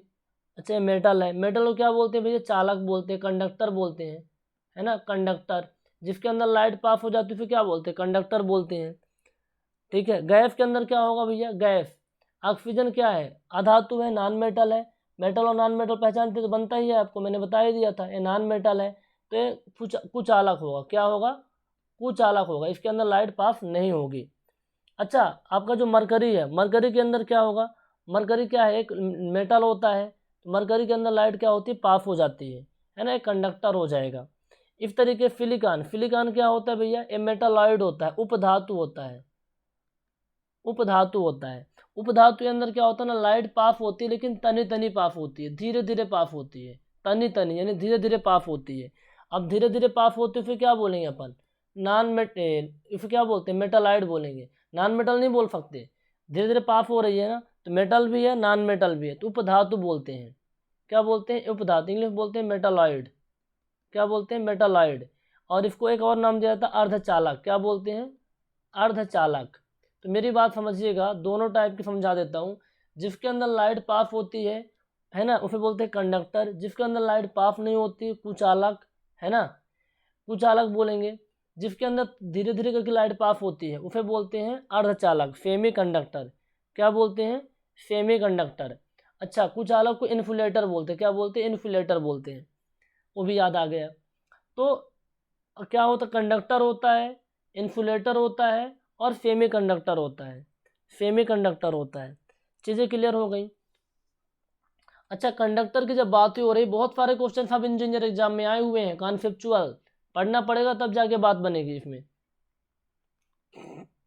हर एक एग्जाम में आता है। आप तो सब इंजीनियर के लिए पढ़ रहे हो, तो सब इंजीनियर के लिए बहुत ज़्यादा इंपॉर्टेंट है। अब ये देखो कि जो कंडक्टर होता है ना, बफ वाला कंडक्टर नहीं, यहाँ पर कंडक्टर मतलब है चालक, है ना, चालक जिसके अंदर लाइट पास हो जाती है, जिसके अंदर लाइट पास हो जाती है। ये क्या होती है भाई, धातु होता है, धातु के अंदर ही लाइट पास होती है। तो जो लाइट पास होती है वो कौन सी डिवाइस होती है, इलेक्ट्रिक डिवाइस होती है। क्या होती है, इलेक्ट्रिक डिवाइस होती है, जिसके अंदर स्पीड से लाइट पास हो जाए। जैसे पंखा, आपका फैन है, फैन के अंदर ज़्यादा लाइट चाहिए होगी, तो ज़्यादा लाइट हो क्या होगा, इलेक्ट्रिक डिवाइस होगा। कूलर क्या होगा, इलेक्ट्रिक डिवाइस होगा। जबकि यदि हम बात करें किसके बारे में बात करते हैं, थोड़ा सा सेमी कंडक्टर के बारे में बात कर लेते हैं। सेमी कंडक्टर के बारे में, उसमें जो आपका अधातु होता है, नॉन मेटल, उसमें तो पास नहीं होती। सेमी कंडक्टर में तो पास होती है। इसको क्या बोलते हैं, अर्धचालक। अर्धचालक, धीरे धीरे लाइट पास होती है। तो इसमें कौन सी डिवाइस होती है, जिससे आपका मोबाइल चार्ज करना है आपको, तो क्या मोबाइल के अंदर एक साथ लाइट पूरा ट्रांसफर कर देते हैं कि आराम आराम से जाती है ना। एक साथ जाएगी तो मोबाइल आपकी ब्लास्ट हो जाएगी। इसको बोलते हैं इलेक्ट्रॉनिक डिवाइस। क्या बोलते हैं, इलेक्ट्रॉनिक डिवाइस। जैसे आपका लैपटॉप हो गया, मोबाइल हो गया, ये सब क्या है, इलेक्ट्रॉनिक डिवाइस, जिसके अंदर धीरे धीरे करके लाइट पास होती है। सेमी कंडक्टर होते हैं, अर्धचालक होते हैं। तो आई होप आपको पता चला गया कि जो हमारे एलिमेंट होते हैं, जो एटम से मिलकर बने होते हैं, वो 3 टाइप के होते हैं। मेटल होगा, नॉन मेटल होगा, मेटालाइड होगा। ठीक है, मेटल, नॉन मेटल, मेटालाइड होगा। अच्छा, तो इनके बारे में थोड़ा सा जान लेते हैं, प्रॉपर्टी के बारे में और डिटेल में। मैंने ब्रीफ में आपको बताया है, थोड़ा सा और अच्छे से जान लेते हैं। जैसे मैं मेटल के बारे में बता देता हूँ कुछ खासियत, ताकि आप क्वेश्चन अच्छे से कर पाएँ। मेटल क्या होते हैं भैया, धातु, है ना। ये क्या होता है, चालक होता है, चालक होगा, यानी क्या होता है, कंडक्टर होता है। ऐसा होता है, कंडक्टर होता है, क्योंकि इसके अंदर लाइट पास हो जाती है, इसके अंदर लाइट पास हो जाती है। अच्छा, मेटल किसे कहते हैं, ऐसे एलिमेंट जो आसानी से इलेक्ट्रॉन को त्याग सकते हैं, आसानी से इलेक्ट्रॉन डोनेट कर देते हैं, त्याग देते हैं, वो क्या होते हैं, मेटल होते हैं। आपने देखा था अभी कि जब पीरियोडिक टेबल में ऊपर से नीचे आते हैं तो मेटलिटी प्रॉपर्टी बढ़ती जाती है। मेटलिटी प्रॉपर्टी क्यों बढ़ रही थी, क्योंकि इलेक्ट्रॉन आसानी से त्याग पा रहे थे वो। इसमें क्या होता है, इलेक्ट्रॉन त्यागते हैं लोग,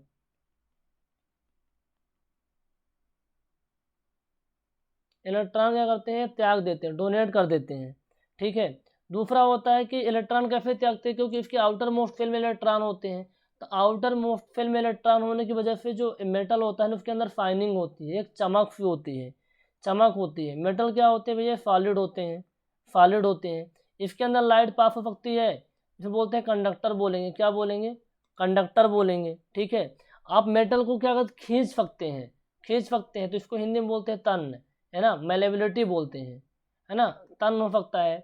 टेनाफिटी बोलते हैं दरअसल, है ना, टेनाफिटी बोलते हैं तन को। और आप मेटल को पीट सकते हैं, पीट के चादर बना सकते हैं, खींच के लोहे का सरिया बना देंगे और पीट के चादर बना सकते हैं। इसे बोलते हैं आघात वर्धनी, मेलेबिलिटी प्रॉपर्टी, मेलेबिलिटी होता है। अच्छा, इसका डेंसिटी बहुत ज़्यादा होता है, क्योंकि इसके एटम बहुत पास पास में होते हैं, इसका डेंसिटी बहुत ज़्यादा होता है। मेटल का जो मेल्टिंग पॉइंट होता है ना, मेल्टिंग पॉइंट होता है वो बहुत ज़्यादा होता है। क्योंकि ऐसा नहीं है कि थोड़ा सा टेम्परेचर हुआ तो पिघल जाएगा, ऐसा नहीं होता। उसको पिघलाने के लिए 1700 डिग्री सेल्सियस टेम्परेचर चाहिए होता है मेटल के लिए, है ना। तो इसका जो मेल्टिंग पॉइंट होगा कैसा होता है, मेल्टिंग पॉइंट क्या होता है, ज़्यादा होता है, मेल्ट होने के लिए टाइम लगता है। ठीक है, इसमें साउंड की क्वालिटी भी आती है ना, इसमें साउंड की क्वालिटी आती है। तो समझ में आ गया, इलेक्ट्रॉन त्याग सकता है, शाइनिंग होती है बाहर में इलेक्ट्रॉन होने की वजह से, सॉलिड होता है, लाइट पास हो सकती है, तो कंडक्टर भी होता है, तन्य भी होता है, मेलेबिलिटी की प्रॉपर्टी होती है, आघात वर्धनीय होता है, घनत्व ज़्यादा होता है, गलनांक ज़्यादा होता है, पिघलाने के लिए ज़्यादा गर्म करना पड़ेगा, साउंड की आवाज़ भी आती है। तो ये आपको पता होना चाहिए कुछ मेटल के बारे में, कुछ इंपॉर्टेंट चीज़ें आपको मेटल के बारे में पता होना चाहिए। इसके अलावा ये तो पहला पॉइंट आप लिख लेंगे, बहुत अच्छे से बना लीजिएगा इन नोट्स को। ठीक है, हालांकि ये नोट्स मैं आपको दे दूंगा, लेकिन यदि आप खुद से लिखते हैं तो बहुत ज़्यादा बेटर रहेगा। ये पहला पॉइंट मेटल के बारे में। दूसरा पॉइंट मेटल के बारे में और लिख लीजिए। दूसरा पॉइंट आप ये बताइए, जो मैंने आपको 3 डिफिनेशन बताए थे शुरुआत में पीरियोडिक टेबल से, क्या बताई थी, पहला डिफिनेशन इलेक्ट्रॉन एफिनिटी,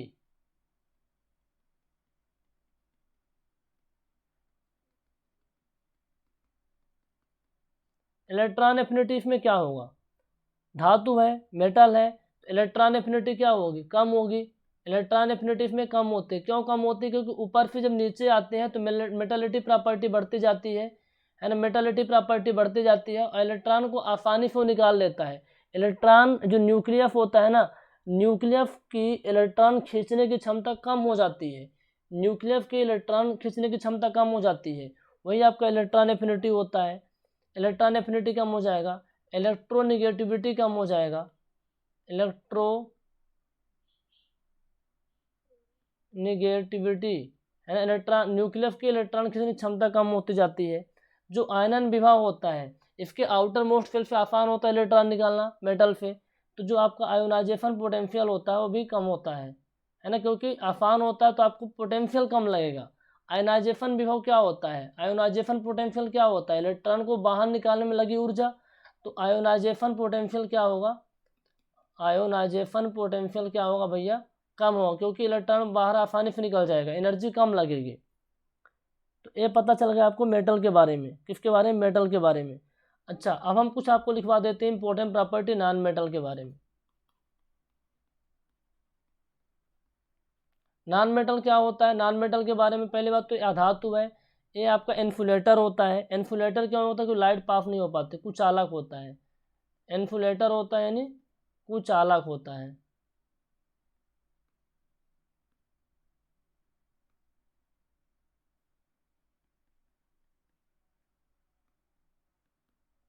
क्या होता है, कुछ चालक होता है, ठीक है।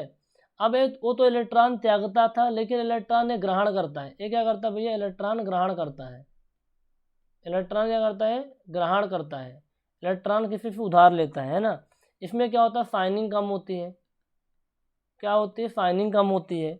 इसमें लाइट पास नहीं होती, इलेक्ट्रिक नॉट पास्ड, इलेक्ट्रिक पास नहीं होती, इलेक्ट्रिक पास नहीं होती, ठीक है। इसके अंदर डेंसिटी भी कम होती है, इसके अंदर डेंसिटी कम होती है। इसका मेल्टिंग पॉइंट कम होता है। इसमें लकड़ी वगैरह क्या है आपका, नॉन मेटल है, इसमें आसान, इसको आग लगा दो जल जाएगा, है ना, बहुत कम आग पे जल जाता है ना, ज़्यादा नहीं चाहिए होता। ध्वनि इसमें कम होती है, साउंड, साउंड कहाँ, लकड़ी वगैरह में कहाँ आवाज़ आती है, साउंड कम होती है। तो ये समझ में आ गया आपको ना, मेटल और नॉन मेटल के बारे में। अच्छा, अगला है आपका उपधातु। उपधातु के बारे में मैंने बता ही दिया था, उपधातु, मेटलॉइड,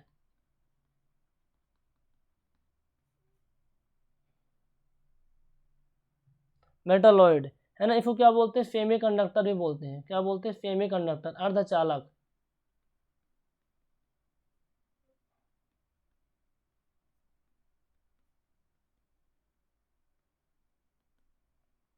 अर्धचालक भी बोलते हैं। एक किस स्टेट में होता है भैया अर्धचालक आपका, ये पहले बात तो सॉलिड स्टेट में होता है, सॉलिड स्टेट में होता है, ये पता होना चाहिए आपको। अच्छा, जो विद्युत पास होती है, इलेक्ट्रिक, इलेक्ट्रिक क्या होती है, धीरे धीरे पास होती है, इलेक्ट्रिक क्या होती है, स्लोली पास होती है, धीरे धीरे पास होती है ना, धीरे धीरे पास होती है। और इसमें जो डिवाइस आते हैं, इलेक्ट्रॉनिक डिवाइस आते हैं, इलेक्ट्रिक नहीं आते, इलेक्ट्रॉनिक, इलेक्ट्रॉनिक डिवाइस होती हैं, मोबाइल आपका हो गया, लैपटॉप हो गया, ये सारी चीज़ें। इसके एग्जांपल आप देख लो, जैसे आपका बोरान होता है, क्या होता है, बोरान हो गया, सिलिकॉन भी होता है, बोरान होता है, सिलिकॉन होता है, ठीक है। और जर्मेनियम होता है ना, Gr, आर्सेनिक होता है, बोरान हो गया, सिलिकॉन हो गया, जर्मेनियम, आर्सेनिक, पोलोनियम भी होता है, पोलोनियम। तो जो मोस्टली यूज्ड होती है ना आपकी, दो ही होती हैं, एक तो आपका सिलिकॉन यूज होता है, दूसरा जर्मेनियम यूज होता है, सिलिकॉन एंड जर्मेनियम यूज होता है उपधातु में, मेटलॉइड में, मेटलॉइड में। ये आपको पता होना चाहिए मेटल, नॉन मेटल और मेटलॉइड के बारे में। एक नोट करके पॉइंट आप लिखिए, नोट करके पॉइंट आप लिखिएगा,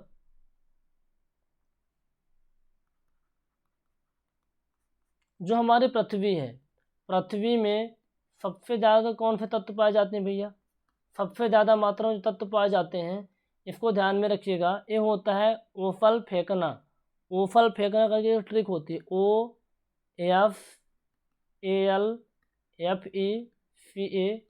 OFALFECNA, ओफल फेंकना है ना, oxygen, sulphur, aluminium, iron, calcium और सोडियम, ये सबसे ज़्यादा पृथ्वी में पाए जाते हैं। अब इनमें से मेटल कौन से होते हैं भैया? धातु कौन से होते हैं? मेटल। तो भैया मेटल में कौन कौन होते हैं? ये सब आ जाते हैं, ऑक्सीजन और सल्फर को छोड़ करके। एल्युमिनियम, आयरन, कैल्शियम, सोडियम, ये सब क्या होते हैं? मेटल होते हैं। अच्छा, हमारे बॉडी में, हमारे शरीर में सबसे ज़्यादा कौन पाया जाता है भैया? हमारे शरीर में सबसे ज़्यादा मात्रा में ऑक्सीजन पाया जाता है, फिर कार्बन पाया जाता है, फिर हाइड्रोजन पाया जाता है, फिर नाइट्रोजन पाया जाता है। ठीक है, तो ये भी ध्यान में रखिएगा। सबसे ज़्यादा ऑक्सीजन होता है, फिर कार्बन होता है, फिर हाइड्रोजन होता है, फिर नाइट्रोजन होता है हमारे बॉडी में। तो ये 3 पॉइंट इंपॉर्टेंट है नोट के, 3 पॉइंट नोट के बहुत ज़्यादा इंपॉर्टेंट है। तो मैंने एलिमेंट के बारे में आपको अच्छे से बता दिया। अब एलिमेंट के बारे में, कौन मेटल होते हैं, कौन नॉन मेटल होते हैं, कौन मेटालाइड होते हैं, क्या प्रॉपर्टी होती है, आई होप आपको चीज़ें क्लियर हो होंगी। अब हम बात करें कंपाउंड के बारे में। जब हमारी मेटल के बारे में बात हो चुकी है, तो अब हम बात कर लेते हैं कंपाउंड के बारे में। कंपाउंड के बारे में पहले भी जिक्र किया था। कंपाउंड क्या होता है? यौगिक, यानी दो या दो से अधिक क्या होते हैं? एलिमेंट जुड़ते हैं, फिक्स रेशियो में जुड़ते हैं और एक नया प्रोडक्ट बनाते हैं। तो जो, जैसे मान लो यहाँ पास H था, ठीक है, H2 था, और ये क्या था? O था। ये क्या मिलके बनाया? H2O बनाया। क्या बनाया? H2O बनाता। तो जो H था, ये क्या था? आपका फ्यूल था। क्या था? फ्यूल था।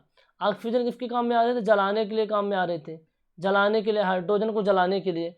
लेकिन जब मिल के बनते तो क्या करते हैं? पानी बन जाता है, जो कि आग को बुझाता है। किसको बुझाता है भैया? आग को बुझाता है। तो जो आपके क्या होते हैं? रिएक्टेंट होते हैं, जो रिएक्शन में भाग लेते हैं, उनकी पहली प्रॉपर्टी, खुद की प्रॉपर्टी अलग रहती है। जब आप इसमें कंपाउंड बन जाते हैं, यौगिक बन जाते हैं, उनकी प्रॉपर्टी पूरी चेंज हो जाती है। आप देख पा रहे थे, हाइड्रोजन फ्यूल का काम कर रहा था, ऑक्सीजन जलाने के लिए काम में आते थे, लेकिन ये बन गया पानी, जो आग को बुझाता है। तो प्रॉपर्टी क्या होती है? चेंज हो जाती है। ये कंपाउंड होते हैं। अच्छा, कंपाउंड में भी दो टाइप के कंपाउंड आते हैं, दो टाइप के कंपाउंड होते हैं। एक होता है आपका इनऑर्गेनिक कंपाउंड, एक होता है आपका इनऑर्गेनिक कंपाउंड।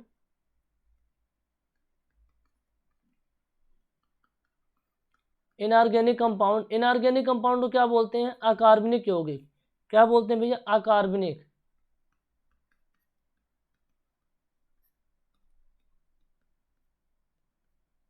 अकार्बनिक यौगिक यानी जिसके अंदर कार्बन मौजूद ना हो, जिसके अंदर क्या है? कार्बन मौजूद ना हो, carbon not available, carbon not present बोल सकते हैं।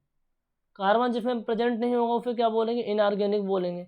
जैसे फॉर एग्जांपल, जैसे यहाँ पास देखिए, पानी है, अमोनिया है, सल्फर डाइऑक्साइड है, इसमें क्या कार्बन है? नहीं है, तो फिर क्या बोलेंगे? Inorganic compound. जिसके अंदर कार्बन होता है वो क्या होता है? Organic compound. दूसरे कंपाउंड की यदि हम बात करें, ऑर्गेनिक कंपाउंड के, क्या बोलेंगे? कार्बनिक यौगिक, ऑर्गेनिक कंपाउंड यानी कार्बनिक, कार्बनिक जिसके अंदर क्या होता है? कार्बन प्रेजेंट हो। क्या होता है? कार्बन प्रेजेंट होता है, कार्बन मौजूद होता है। जब इसके अंदर कार्बन मौजूद होगा तो इसके एग्जाम्पल आप बता सकते हो?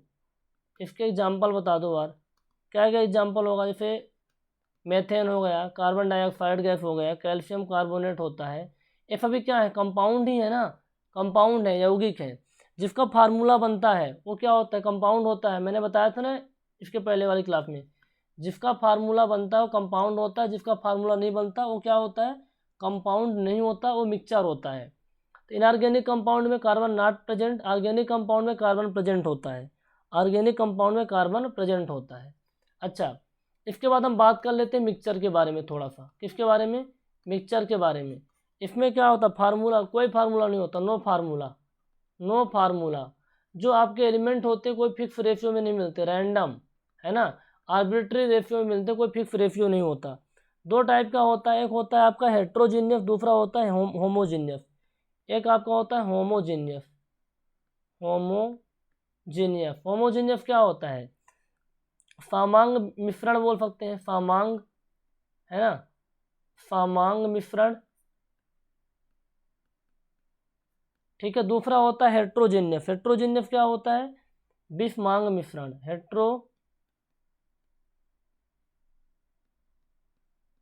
विषमांग मिश्रण।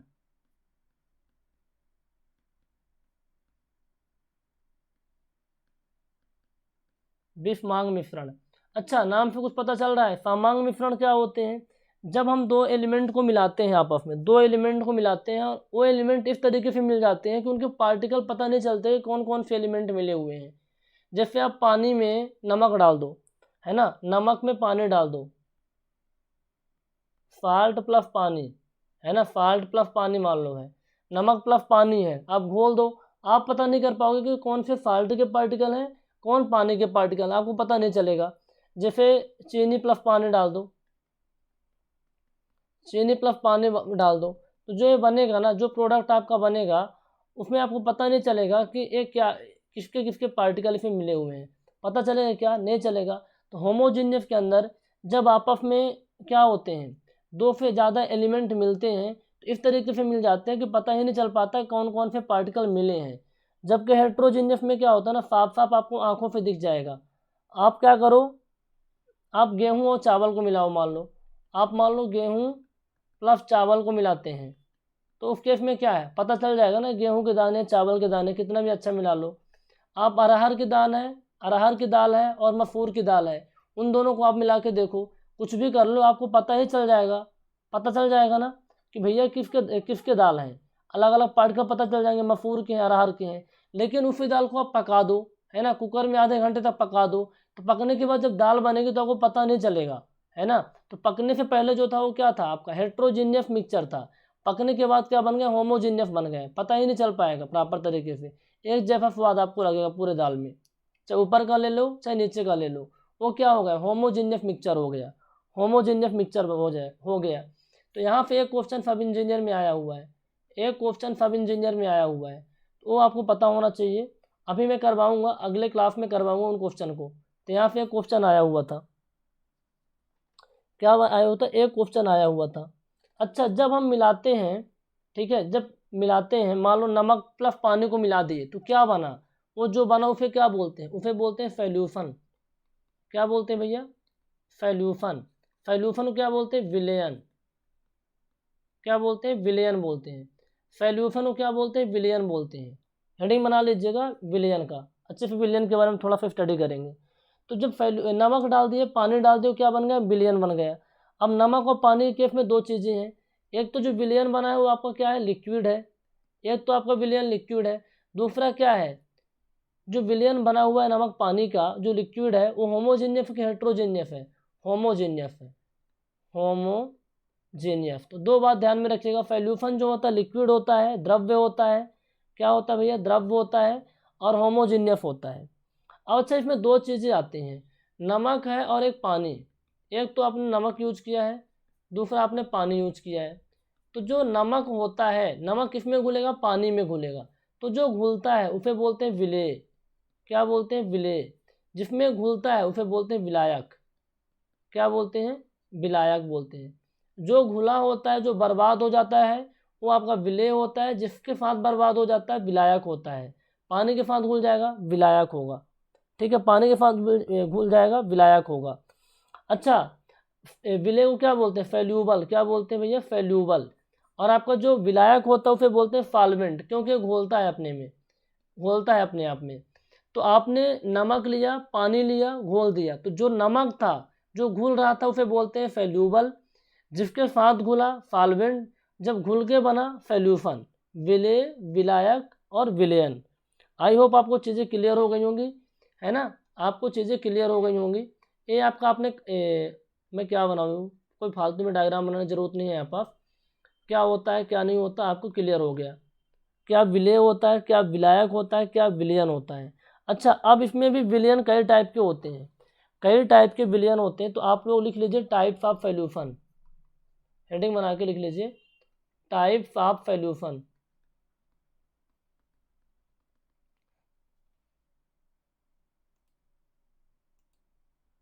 टाइप्स ऑफ सॉल्यूशन के बारे में थोड़ा सा देख लेते हैं, बोर नहीं होना है, बहुत ज़्यादा इंपॉर्टेंट टॉपिक है। सब इंजीनियर में तो भर भर के क्वेश्चन आए हैं विलयन और विलायक से। अभी तक जो कुछ भी पढ़ा रहा हूँ ना, पूरा का पूरा चीज़ छांट के पढ़ा रहा हूँ। इसको यदि आप छोड़ देंगे तो काम नहीं बनेगा, इस चीज़ इंपॉर्टेंट है, कहीं नहीं मिलने वाला आपको। आपको यूट्यूब पे दुनिया भर की साइंस मिल जाएगी, लेकिन सब इंजीनियर के लिए स्पेशल क्या वो आपको नहीं मिलने वाला कहीं। टाइप्स ऑफ सॉल्यूशन, तो टाइप्स ऑफ सॉल्यूशन कई टाइप के सॉल्यूशन होते हैं। कई टाइप के सॉल्यूशन होता है। पहला आपका होता है तनु विलयन, क्या बोलते हैं, तनु विलयन, इंग्लिश में भी बताऊंगा, घबराइए नहीं। तनु विलयन क्या बोलते हैं, डाइल्यूट सॉल्यूशन, क्या बोलते हैं, डाइल्यूट सॉल्यूशन, डाइल्यूट सॉल्यूशन, तनु विलयन डाइल्यूट सॉल्यूशन। अब पंचुच्छू टाइप में रहता है जो आपका तनु विलयन होता है, कैसे रहता है, पतला रहता है। ये पतला कब होगा भैया, नमक और पानी डाल रहे हैं या फिर चीनी और पानी डाल रहे हैं, जब पानी ज़्यादा रहेगा तभी तो पतला सा रहेगा, पतला रहेगा, यानी किसकी मात्रा ज़्यादा रहेगी, विलायक की मात्रा ज़्यादा रहती है, पंचुछूर है ना, विलायक की मात्रा ज़्यादा रहती है। तनु विलयन, तनु यानी पतला, पतला कब रहेगा, जब पानी ज़्यादा रहेगा, पानी ज़्यादा रहेगा यानी विलायक ज़्यादा रहेगा, ये तनु विलयन। दूसरा मान लो आपका होता है सांद्र विलयन, क्या होता है, सांद्र विलयन, सांद्र विलयन, इसको क्या बोलते हैं, कन्संट्रेटेड सॉल्यूशन, कन्संट्रेटेड सॉल्यूशन, कन्संट्रेटेड सॉल्यूशन ये कब बनता है, कन्संट्रेटेड सॉल्यूशन तब बनेगा जब चीनी ज़्यादा होगी, पानी कम हो जाएगा, चीनी ज़्यादा है यानी विलेय ज़्यादा है, विलेय ज़्यादा है, कन्संट्रेटेड का मतलब होता है गाढ़ा ज़्यादा है, कैसा है, गाढ़ा ज़्यादा है, ये क्या हुआ, सांद्र विलयन हो जाएगा। ठीक है, तीसरा आपका होता है तनु विलयन, सांद्र विलयन, असंतृप्त विलयन, है ना, अनसैचुरेटेड सॉल्यूशन बोलते हैं। असंतृप्त यानी तृप्त नहीं है, असंतृप्त है, असंतृप्त है यानी अनसैचुरेटेड सॉल्यूशन बोलेंगे, क्या बोलेंगे भैया, अनसैचुरेटेड,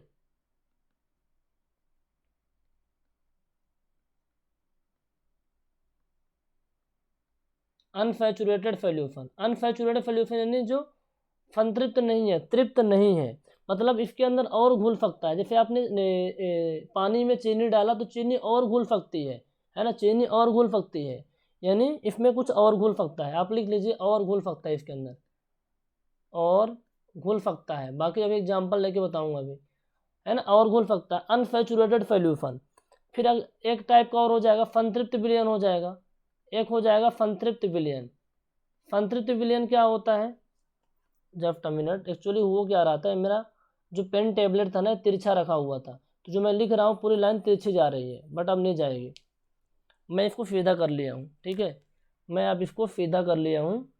तो अब फोर्थ नंबर पे क्या लिखेंगे आप, संतृप्त विलयन, संतृप्त विलयन, संतृप्त विलयन क्या बोलेंगे, सैचुरेटेड सॉल्यूशन, सैचुरेटेड,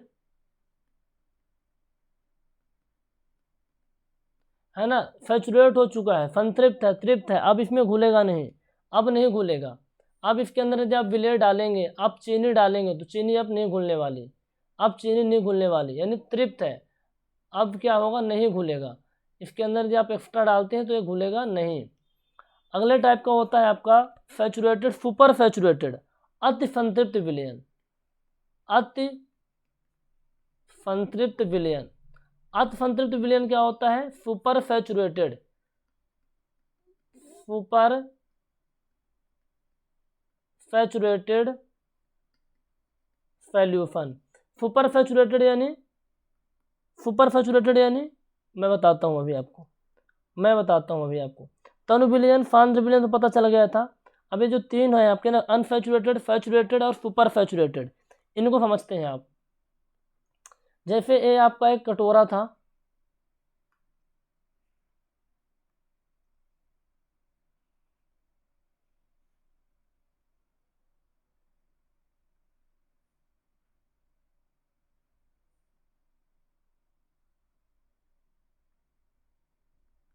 अब इन सबकी साइज अलग अलग बन गई है तो आप कंफ्यूज हो जाएंगे, तो मैं सबकी साइज सेम ही बनाता हूँ ताकि आपको जो मैं एग्जांपल देना चाहे तो समझ में आ जाए।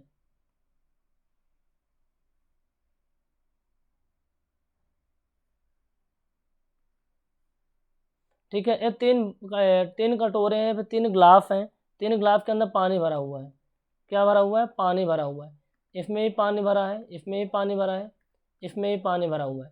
आप क्या कर रहे हैं ना, आप इसके अंदर 1 किलोग्राम चीनी डाल रहे हैं, 1 किलोग्राम चीनी डाल रहे हैं, 1 किलो क्या डाल रहे हैं, चीनी डाल रहे हैं, इसके अंदर आप 5 किलोग्राम चीनी डाल रहे हैं, 5 kg, और इसके अंदर आप 7 kg चीनी डाल रहे हैं, 7 kg चीनी डाल रहे हैं। जब आप 1 kg चीनी डालेंगे तो चीनी और घुल सकती है इस पानी के अंदर, चीनी और घुल सकती है, और घुल सकती है, और आप चीनी डालेंगे ना 2 किलो तो और घुल जाएगी, यानी अनसैचुरेटेड है, संतृप्त नहीं है, अनसैचुरेटेड। ठीक है, अब इसमें आपने क्या किया, 5 किलो चीनी डाल दिया, 5 किलो, तो ये पूरी तरह सैचुरेट हो चुका है। अब इसके अंदर डालेंगे, घुलेगा ही नहीं, है ना, घुलेगा नहीं, सैचुरेटेड, क्या बोलेंगे, सैचुरेटेड।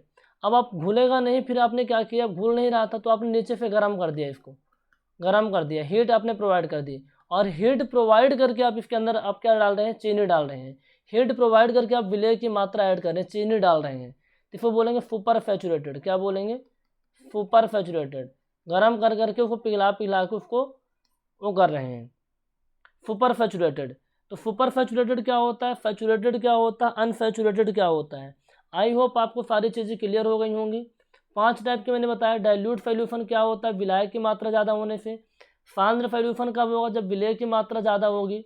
अति संतृप्त क्या होता है, अनसैचुरेटेड होता है, इसके अंदर और घुल सकता है। संतृप्त यानी पूरी तरीके से घुल चुका है, अब नहीं घुलेगा।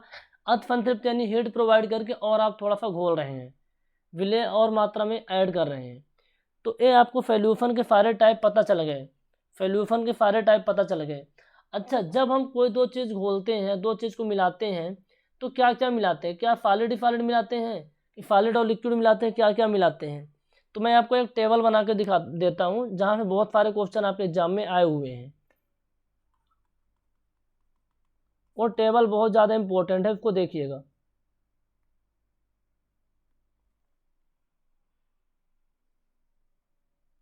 ये टेबल बहुत ज़्यादा इंपॉर्टेंट है,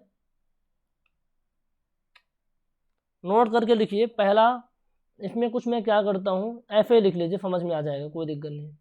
पहला मैं आपको लिखवाता हूँ, पहला लिख लीजिए 1 2 3। हमारे पास मान लो गैस है, क्या है, गैस है, गैस है, गैस है। तो गैस के अंदर हम क्या क्या मिला सकते हैं, गैस के अंदर हम क्या क्या मिला सकते हैं, तीनों चीज़ मिला सकते हैं जनरली। जो आप स्टेट ऑफ मैटर 3 स्टेट में होता है, आप तो गैस के अंदर गैस मिला सकते हैं, गैस के अंदर आप ठोस मिला सकते हैं, गैस के अंदर आप द्रव्य मिला सकते हैं, द्रव्य। इंग्लिश में लिख लीजिएगा, कोई दिक्कत नहीं है इंग्लिश में लिखने में। Gas, gas, gas solid, gas liquid.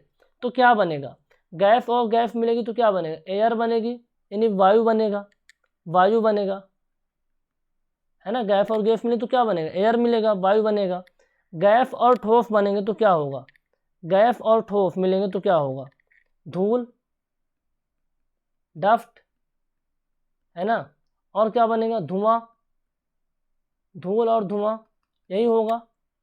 ठीक है, गैस और द्रव्य मिलेगा तो क्या बनेगा, फॉग बनेगा, कोहरा बनेगा, है ना, वेपर बनेगा, है ना। गैस और द्रव्य के पानी के पार्टिकल होते हैं और गैस होती है। फॉग के अंदर कुहासा, कोहरा या फिर वाष्प, ये क्या होते हैं, गैस और द्रव्य मिलके बनते हैं। तो पूछेगा कि जो फॉग बनता है वो किससे किससे मिलके बनता है, तो गैस और द्रव्य से। धूल किससे मिलता है, गैस और ठोस से। वायु किससे मिलती है, गैस और गैस से। ये पता चल गया आपको। अच्छा, ये पता चल गया, ये आपको ए पॉइंट आप लिख लीजिएगा। बी पॉइंट आपको मैं लिखवाता हूँ, बी पॉइंट में, बी पॉइंट में आप लिखते हैं लिक्विड के बारे में, चल लिख लीजिए। लिक्विड आपके पास है, लिक्विड है, लिक्विड है। लिक्विड के अंदर भी आप 3 चीज़ें ऐड कर सकते हैं, लिक्विड के अंदर भी आप 3 चीज़ें ऐड कर सकते हैं। क्या क्या ऐड कर सकते हैं भैया, लिक्विड के अंदर आप गैस ऐड कर सकते हैं, है ना। गैस, गैस यानी गैस के स्टेट में कोई भी मैटर आप ऐड कर सकते हैं, गैस ऐड कर सकते हैं। और लिक्विड के अंदर आप कोई सॉलिड ऐड कर सकते हैं, है ना, सॉलिड ऐड कर सकते हैं। लिक्विड के अंदर आप लिक्विड भी ऐड कर सकते हैं, लिक्विड के अंदर आप लिक्विड ऐड कर सकते हैं। तो चलिए बताइए, लिक्विड प्लस गैस मिलकर आपने क्या, ऐसा क्या होता है लिक्विड के अंदर, ऐसा कोई प्रोडक्ट का नाम बताओ जिसमें आपको गैस मिली हो। कोल्ड ड्रिंक होता है, कोल्ड ड्रिंक, कोल्ड ड्रिंक के अंदर कौन सी गैस मिली होती है, कार्बन डाइऑक्साइड, कौन सी होती है, कार्बन डाइऑक्साइड, कोल्ड ड्रिंक के अंदर। अच्छा, लिक्विड प्लस सॉलिड, अच्छा वही वाला एग्जांपल ले सकते हैं, शरबत, शरबत यानी क्या हुआ, नमक प्लस चीनी, है ना, साल्ट प्लस चीनी, नमक प्लस चीनी, क्या हो जाएगा ये आपका एग्जांपल, नमक प्लस चीनी, ये आ जाएगा solid plus liquid plus solid वाला, नमक प्लस चीनी वाला एग्जांपल। लिक्विड और लिक्विड, मिल्क और water, milk plus water, objective करवाऊंगा तो क्लियर हो जाएंगी ये चीज़ें। अभी लिख लीजिए, ठीक है। एक मिल्क प्लस वाटर का एग्जाम्पल हो गया। तीसरा आप लिख लीजिए फी नंबर में। फी नंबर में क्या लिखेंगे आप लोग? फी नंबर में आप लिख सकते हैं, चलो सॉलिड के बारे में बता देता हूँ। लिक्विड के बारे में होगा, गैस के बारे में होगा, सॉलिड के बारे में। सॉलिड और ए भी सॉलिड है, ए भी क्या है आपका? सॉलिड है। तो सॉलिड में हम अपन क्या तीनों ही चीज़ ऐड कर सकते हैं, लिक्विड गैस सब कुछ ऐड कर सकते हैं। चलो पहले गैस ऐड कर लेते हैं, फिर अपन ऐड कर सकते हैं सॉलिड ऐड कर सकते हैं, फिर क्या बचा? लिक्विड बचा। ये तीन चीज़ें अपन ऐड कर सकते हैं। सॉलिड में गैस ऐड करेंगे, सॉलिड में सॉलिड, सॉलिड में लिक्विड। तो आप बताइए सॉलिड में आप जब गैस ऐड करेंगे अब समझ में नहीं आएगा। जैसे तकिया होती है, तकिया, तकिए के अंदर क्या होता है? स्पंज होता है, कुछ ना कुछ गैस भरी रहती है ना। तो आप स्पंज, एग्जाम्पल क्या हो जाएगा इसका? स्पंज हो जाएगा, स्पंज हो जाएगा। सॉलिड प्लस सॉलिड, जैसे आप मान लो आयरन में कार्बन ऐड करेंगे तो क्या बनेगा? स्टील बनेगा, यानी एलॉय, मिश्र धातु बन जाती है। क्या बन जाता है? मिश्र धातु बन जाता है सॉलिड प्लस सॉलिड से। ठोस प्लस लिक्विड, जैसे आपका दरवाज़ा होता है, डोर, तो उसमें दरवाज़ा जब प्रॉपर ओपन नहीं होता, फिर शटर प्रॉपर नहीं ओपन नहीं होता। शटर क्या है आपको? सॉलिड है, लोहे से बन के बना हुआ है, ठीक है। और उसमें आप ग्रीफिंग कर देते हैं, ग्रीफ आप ऐड कर देते हैं, है ना। ये चीज़ें हो जाती हैं। आई होप आपको ये एग्जाम्पल सारी चीज़ समझ में आई होंगी अच्छे तरीके से, ठीक है। आपको समझ में आई होंगी। इनको अच्छे से करना है, बिल्कुल बहुत अच्छे से करना है। यदि आप इनको अच्छे से करते हैं तो आपके सारे के सारे क्वेश्चन बन जाएंगे। तो अगले लेक्चर के अंदर हम पढ़ाएंगे आपको नॉर्मलिटी, है ना, नॉर्मलता, मोलरता, मोलता, सांद्रता, निलंबन, पायस, बहुत सारे एग्जाम्पल हैं, उनको पढ़ाएंगे। अभी पढ़ा देते हैं, चलिए अभी करवा देते हैं, क्योंकि फिर एग्जैक्टली टाइम अपने पास बहुत ही कम है, ठीक है, टाइम बहुत ही कम है। तो चलिए अभी हम कर लेते हैं इसी लेक्चर में। चलिए हेडिंग बनाइए फटाफट आप लोग, है ना।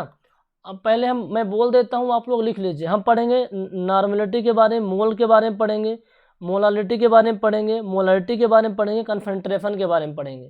तो एक एक करके मैं लिखवा देता हूँ। पहला मैं पढ़ूंगा नॉर्मलता के बारे में। नॉर्मलता इंग्लिश में आप लिख लेना नॉर्मलिटी।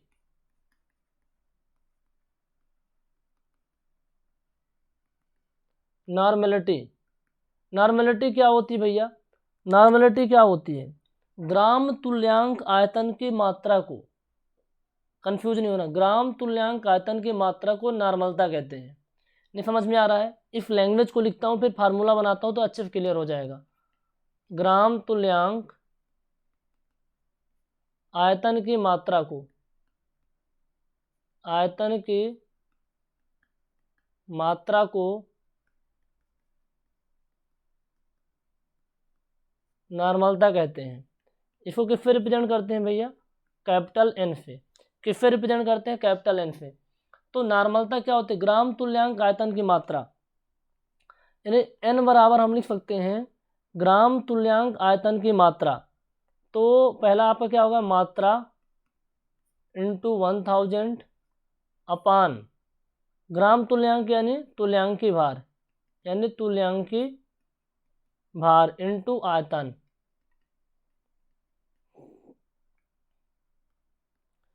नॉर्मलता बराबर क्या हुआ? ग्राम तुल्यांक आयतन की मात्रा, ग्राम तुल्यांक, ग्राम तुल्यांक आयतन की मात्रा, तुल्यांक से मतलब हुआ तुल्यांकी भार, आयतन तो आयतन हो गया, ग्राम का मतलब जो क्वांटिटी है।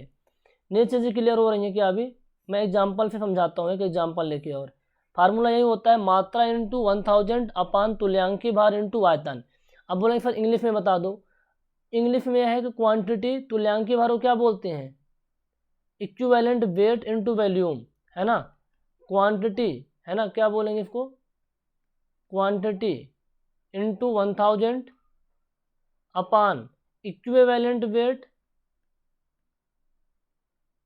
इक्विवेलेंट वेट इनटू, नहीं इनटू क्या होगा आपका? ये इनटू का सिंबल है वॉल्यूम।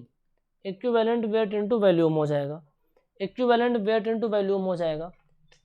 एक एग्जाम्पल लेते हैं, इस एग्जाम्पल से समझते हैं तो अच्छे से आपको चीज़ें समझ में आ जाएंगी। एग्जाम्पल कुछ ऐसा है कि आपके पास है सोडियम हाइड्रोक्साइड, आपके पास क्या है? सोडियम हाइड्रोक्साइड है। सोडियम हाइड्रोक्साइड में आपने क्या किया?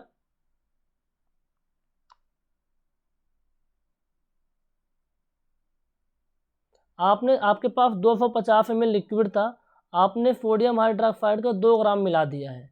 तो आपको नॉर्मलता पता करना है, नॉर्मलता पता करना है। मैं लिख देता हूँ क्वेश्चन। आपके पास सोडियम हाइड्रोक्साइड के 2 ग्राम को 250 ml में मिलाया गया है। आप इंग्लिश में लिख सकते हैं इसको, कोई बड़ी बात नहीं है, मिलाया गया है। तो आप बताओ इसका नॉर्मलता क्या होगा। तो नॉर्मलता आपको निकालना है। 250 ml सपोज वाटर था, जो भी था 250 ml वाटर था, उसमें आपने सोडियम हाइड्रोक्साइड के 2 ग्राम को मिला दिया, तो नॉर्मलता निकालना है। अब नॉर्मलता निकालने के लिए फार्मूला तो हमें पता होता है। नॉर्मलता बराबर क्या होता है भैया, क्वांटिटी इंटू 1000 इंटू तुल्यांकीय भार यानी इक्विवेलेंट वेट इंटू वॉल्यूम होता है। अब यहाँ पर सबसे बड़ा सवाल है कि सर इक्विवेलेंट वेट क्या है, इक्विवेलेंट वेट क्या है। गाइज मैंने आपको पहले बताया था इक्विवेलेंट वेट यानी तुल्यांकीय भार। क्या होता है इक्विवेलेंट वेट, इक्विवेलेंट वेट क्या होता है आपका, ये आपका होता है molecular weight upon valency, molecular weight upon valency, अणुभार अपान संयोजकता, अणुभार अपान संयोजकता। तुल्यांकीय भार बराबर होता है अणुभार अपान संयोजकता। अच्छा, सोडियम हाइड्रोक्साइड आपके पास है, आप क्या निकाल रहे हैं, तुल्यांकीय भार निकाल रहे हैं। मैं मिक्स लैंग्वेज का यूज कर रहा हूँ, तो कहीं हिंदी कहीं इंग्लिश, तो उससे दिक्कत नहीं आनी चाहिए। तुल्यांकीय भार बराबर क्या हो गया, मॉलिक्यूलर वेट अपान वैलेंसी, मॉलिक्यूलर वेट अपान वैलेंसी। तो मॉलिक्यूलर वेट निकाल के बताइए कितना होगा। आपके पास सोडियम हाइड्रोक्साइड है, सोडियम कितना होता है 23, सोडियम एक 11 एटॉमिक नंबर होता है, तो एटॉमिक मास 23 होता है। ऑक्सीजन का 16 होता है और हाइड्रोजन का 1 होता है। वैलेंसी कितनी होती है, 1 होती है सोडियम हाइड्रोक्साइड की, वो मैंने बता रखी है आपको पहले से। तो देखो एक 16 3 49, नहीं 16 और 23 39 और एक 40, 40/1 बराबर 40। तुल्यांकीय भार कितना आ गया, 40 आ गया। तुल्यांकीय भार कितना आ गया, 40। तो चलिए बताइए नॉर्मलता बराबर क्या है, क्वांटिटी इंटू 1000। कितना क्वांटिटी, कितने क्वांटिटी को आपने मिलाया है, कितने क्वांटिटी को आपने मिलाया है, आपने 2 ग्राम को मिलाया है, तो 2 इंटू 1000 अपान क्या था, तुल्यांकीय भार, तुल्यांकीय भार कितना है 40। आयतन, आयतन यानी जिसमें आपने मिलाया है 240 ml में आपने मिलाया था, कितने में मिलाया था एग्जाम्पल में, क्या 250 ml में, तो 250 हो जाएगा। कितना हो जाएगा ये 250। तो 250 इंटू 4 1000, 4 दाहम 40, 2/10 यानी 0.2। तो नॉर्मलता कितनी आ गई 0.2, नॉर्मलिटी कितनी आ गई 0.2। निकाल लेंगे। ग्राम तुल्यांक आयतन की मात्रा, ग्राम तुल्यांक आयतन की मात्रा या फिर ग्राम तुल्यांक आयतन की मात्रा को नॉर्मलता कहते हैं। फार्मूला क्या होता है, मात्रा इंटू 1000 अपान तुल्यांकीय भार इंटू आयतन, यानी quantity into 1000 upon equivalent weight into volume. इस क्वेश्चन को समझ के आपने लगा लिया कि 2 ग्राम क्या था, मात्रा था, 250 ml क्या था, आयतन था, और सोडियम हाइड्रोक्साइड आपको दिया हुआ था जो आपने मिलाया है, इसका आपने क्या निकाल लिया, तुल्यांकीय भार निकाल लिया। चलिए एक एग्जाम्पल और लेते हैं तो आपका अच्छे से क्लियर हो जाएगा। एक एग्जाम्पल ले लेते हैं कि आपके पास 49 ग्राम सल्फ्यूरिक एसिड है, मान लो 49 ग्राम सल्फ्यूरिक एसिड है। अब इसको क्या करते हैं, 500 ml लिक्विड मिला दो। 49 ग्राम 49 ग्राम H2SO4 को 500 ml लिक्विड में मिलाया है, लिक्विड में मिलाया गया है। तो बताओ नॉर्मलता क्या होगी, तो नॉर्मलता बताओ। कितना आसान है, 49 ग्राम यानी क्वांटिटी कितनी है 49 ग्राम, वॉल्यूम कितना है 500 ml। अब दो चीज़ों की जरूरत पड़ेगी, एक तुल्यांकीय भार बस हमारे पास नहीं है, यानी तुल्यांकीय भार यदि निकल के आ जाता तो हम निकाल लेते। तुल्यांकीय भार निकाल लो भैया। तुल्यांकीय भार क्या होता है आपका, अणुभार अपान संयोजकता होता है, यानी मॉलिक्यूलर वेट अपान वैलेंसी। मॉलिक्यूलर वेट कितना हो जाएगा, हाइड्रोजन 2 है तो 2 हो जाएगा, सल्फर का 32 हो जाएगा, और ऑक्सीजन का 16, तो 16 चौको 64, तो अपना ए आ जाएगा। और इसका वैलेंसी कितना आता है 2 आता है ना, 2, तो ए कितना हो जाएगा 96 2 98, 98 2 इतना आ जाएगा 49, कितना आ जाएगा 49। तुल्यांकीय भार आप निकाल लिए। तुल्यांकीय भार निकालने का फार्मूला पुट कर दीजिए, कितना होता है quantity into 1000 upon equivalent weight into volume होता है। क्वांटिटी कितनी थी आपकी 49 ग्राम इंटू 1000, इक्विवेलेंट वेट कितना आ गया 49, इंटू वॉल्यूम कितना है 500 ml। कितना था 500 ml, तो 5 दूनी इतना हो जाएगा, 49 कट जाएंगे तो नॉर्मलता कितनी आ जाएगी 2। नॉर्मलता कितनी आ जाएगी 2। तो आई होप आपको नॉर्मलता समझ में आ गई होगी। एक दो क्वेश्चन और कर लीजिए, चीज़ें क्लियर हो जाएंगी। चीज़ें क्या होंगी अच्छे से क्लियर हो जाएंगी। नॉर्मलता के बारे में पता चल गया, नॉर्मलता के बारे में पता चल गया। अब हम बताने वाले हैं आगे बहुत सारी चीज़ें। तो मोलता और मोलरता के बारे में पढ़ने से पहले एक शब्द आता है मोल। क्या आता है मोल, मोल भाव वाला मोल नहीं, मोल। तो हम मोल भाव नहीं करेंगे, पहले मोल को सीखेंगे, फिर हम मोलरता और मोलता के बारे में जानेंगे। तो चलिए मोल के बारे में लिख लेते हैं फटाफट। मोल, मोल क्या होता है, दुनिया में जो भी चीज़ें बनी हैं, दुनिया में जो भी चीज़ें बनी हैं मैटर से, मैटर जो है क्या पदार्थ है, दुनिया में हर एक चीज़ क्या है मैटर है। तो मैटर किससे मिल के बना है, एटम से मिल के बना है, एटम से मिल के बना हुआ है। तो एक मोल इज इक्वल टू क्या होता है, एक मोल कितना होता है, एक मोल बराबर आपका होता है, एक मोल आपका होता है, अवोगाद्रो संख्या आपने पढ़ा होगा। तो एक मोल इज इक्वल टू होता है 6.023 इंटू 10⁻23 एटम। यदि इतने एटम हैं, इतने एटम है तो आप बोलेंगे एक मोल। क्या बोलेंगे, एक मोल। एक मोल में इतने एटम होते हैं 6.023 इंटू 10⁻23 एटम, है ना। अणुओं के मापने का तरीका है। मान लीजिए आपके पास इतने एटम हैं, इतने एटम हैं तो आप बोलेंगे एक मोल, ठीक है। आपके पास मान लो ज़्यादा एटम है तो आप आसानी से निकाल सकते हैं कितने मोल एटम है। बड़े बड़े संख्या में ना बता के छोटे शब्दों में आप बता सकते हैं। तो मोल क्या होता है, अणुओं को, एटम को मेजर करने का तरीका, मेजर करने का तरीका होता है ना। 1 mole is equal to 6.023 into 10⁻23 होता है, ठीक है, 23 होता है। अच्छा एक इसमें होता है एटम के बारे में। लेट सपोज मान लो आपको ऐसा दिया है, तो आपको ये वैल्यू पता है क्या ध्यान में रखना है। आपको कुछ भी याद ना रहे तो आप केवल इतना ध्यान में रखो, 6 इंटू 10⁻23, 6 इंटू 10⁻23 पहला फार्मूला मोल का। दूसरा फार्मूला होता है कि 1 mole is equal two litre में मान लो दिया है, तो ये होता है 22.4 लीटर, 22.4 लीटर होता है। तीसरा है यदि आपको नहीं दिया तो मोल बराबर निकालना है आपको, तो आप निकालेंगे वेट अपान मॉलिक्यूलर वेट। क्या होता है, वेट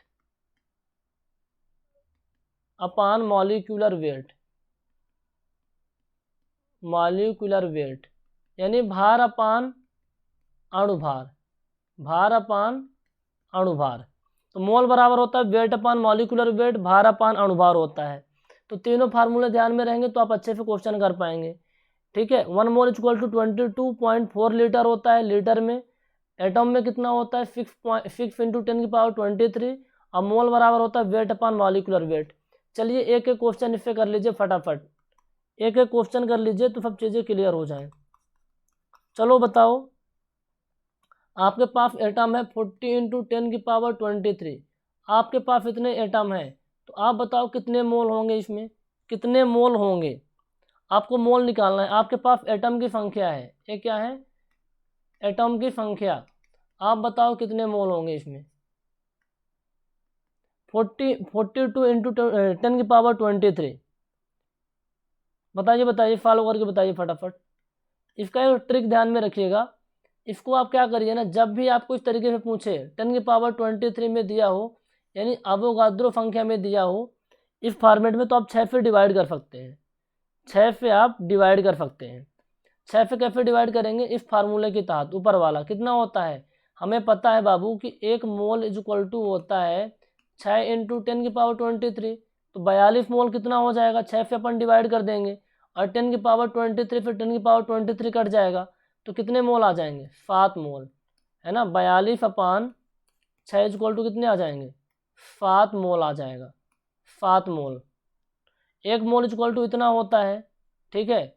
यानी आप इस तरीके से कह सकते हैं 6 × 10⁻23 एटम में 1 मोल होता है। कितना मोल होता है? 1 मोल होता है। तो इतने एटम में कितना, एक एटम में कितने मोल होंगे निकाल सकते हैं। फिर इतने एटम में कितने मोल होंगे उसको निकाल सकते हैं। तो कन्फ्यूजन दूर रखे, इसलिए आप 6 से डिवाइड कर दिया करो, 6 से डिवाइड कर दो, आंसर आ जाया करेगा। अच्छा, दूसरा क्वेश्चन है पूछेगा आपसे, आप बताओ, मान लो 179.2 लीटर, इसमें बताओ कितने मोल होंगे। लीटर वाला बता देता हूँ, 179.2 लीटर में कितने मोल होंगे। मोल बताओ, मोल फटाफट बताओ, कैसे निकालोगे कितने मोल होंगे, कैसे निकालोगे आप कितने मोल होंगे। इसके लिए क्या करना है आपको पता है ना, 1 मोल बराबर कितना होता है 22.4 लीटर। तो 22.4 से डिवाइड कर दो, 179.2 अपान 22.4, ये आपका 8 मोल आ जाएगा। कितना आ जाएगा?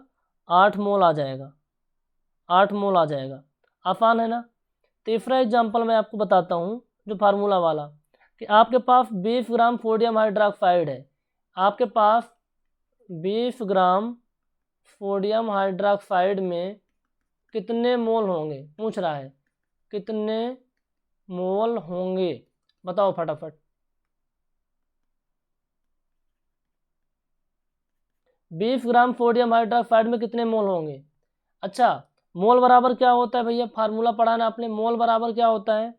वेट अपान मॉलिक्यूलर वेट, वेट अपान मॉलिक्यूलर वेट। तो वेट तो आपको पता था कितना था, 20 ग्राम था। मॉलिक्यूलर वेट बताओ किसका, सोडियम हाइड्रोक्साइड पूछ रहा है ना, तो सोडियम हाइड्रोक्साइड का, सोडियम में कितना होता है भैया 23 होता है, ऑक्सीजन का 16 होता है, हाइड्रोजन का 1 होता है।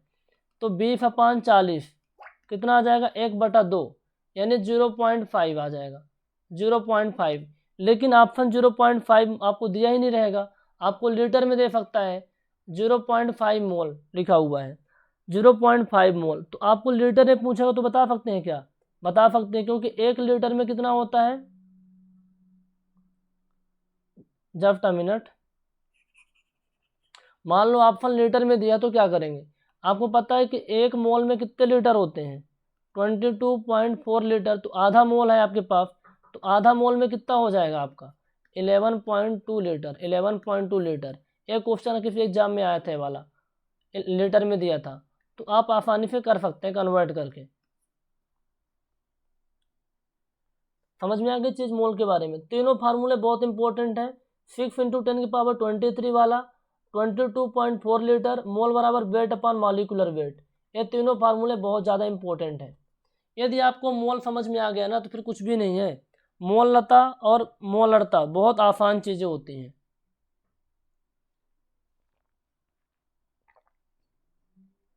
जो कि आज के लेक्चर में नहीं, कल अपन कंटिन्यू करेंगे। इसको अच्छे से देख लीजिए, लिख लीजिए, क्वेश्चन कर लीजिए। कोई भी डाउट आता है आप हमें 9340888429 पे कर सकते हैं व्हाट्सअप। आप द सिविल पॉइंट का ऐप डाउनलोड कर लो, द सिविल पॉइंट का ऐप डाउनलोड कर लो, आपको बहुत ज़्यादा हेल्प मिलेगी आपकी स्टडी में। आप जिस भी एग्जाम की तैयारी कर रहे हैं ना, सब कुछ कंटेंट आपको मिल जाएगा ऐप के अंदर। कोई भी क्वेरी है 9340888429 पे हमें आप कॉल करें। Okay, thank you so much guys, have a nice day.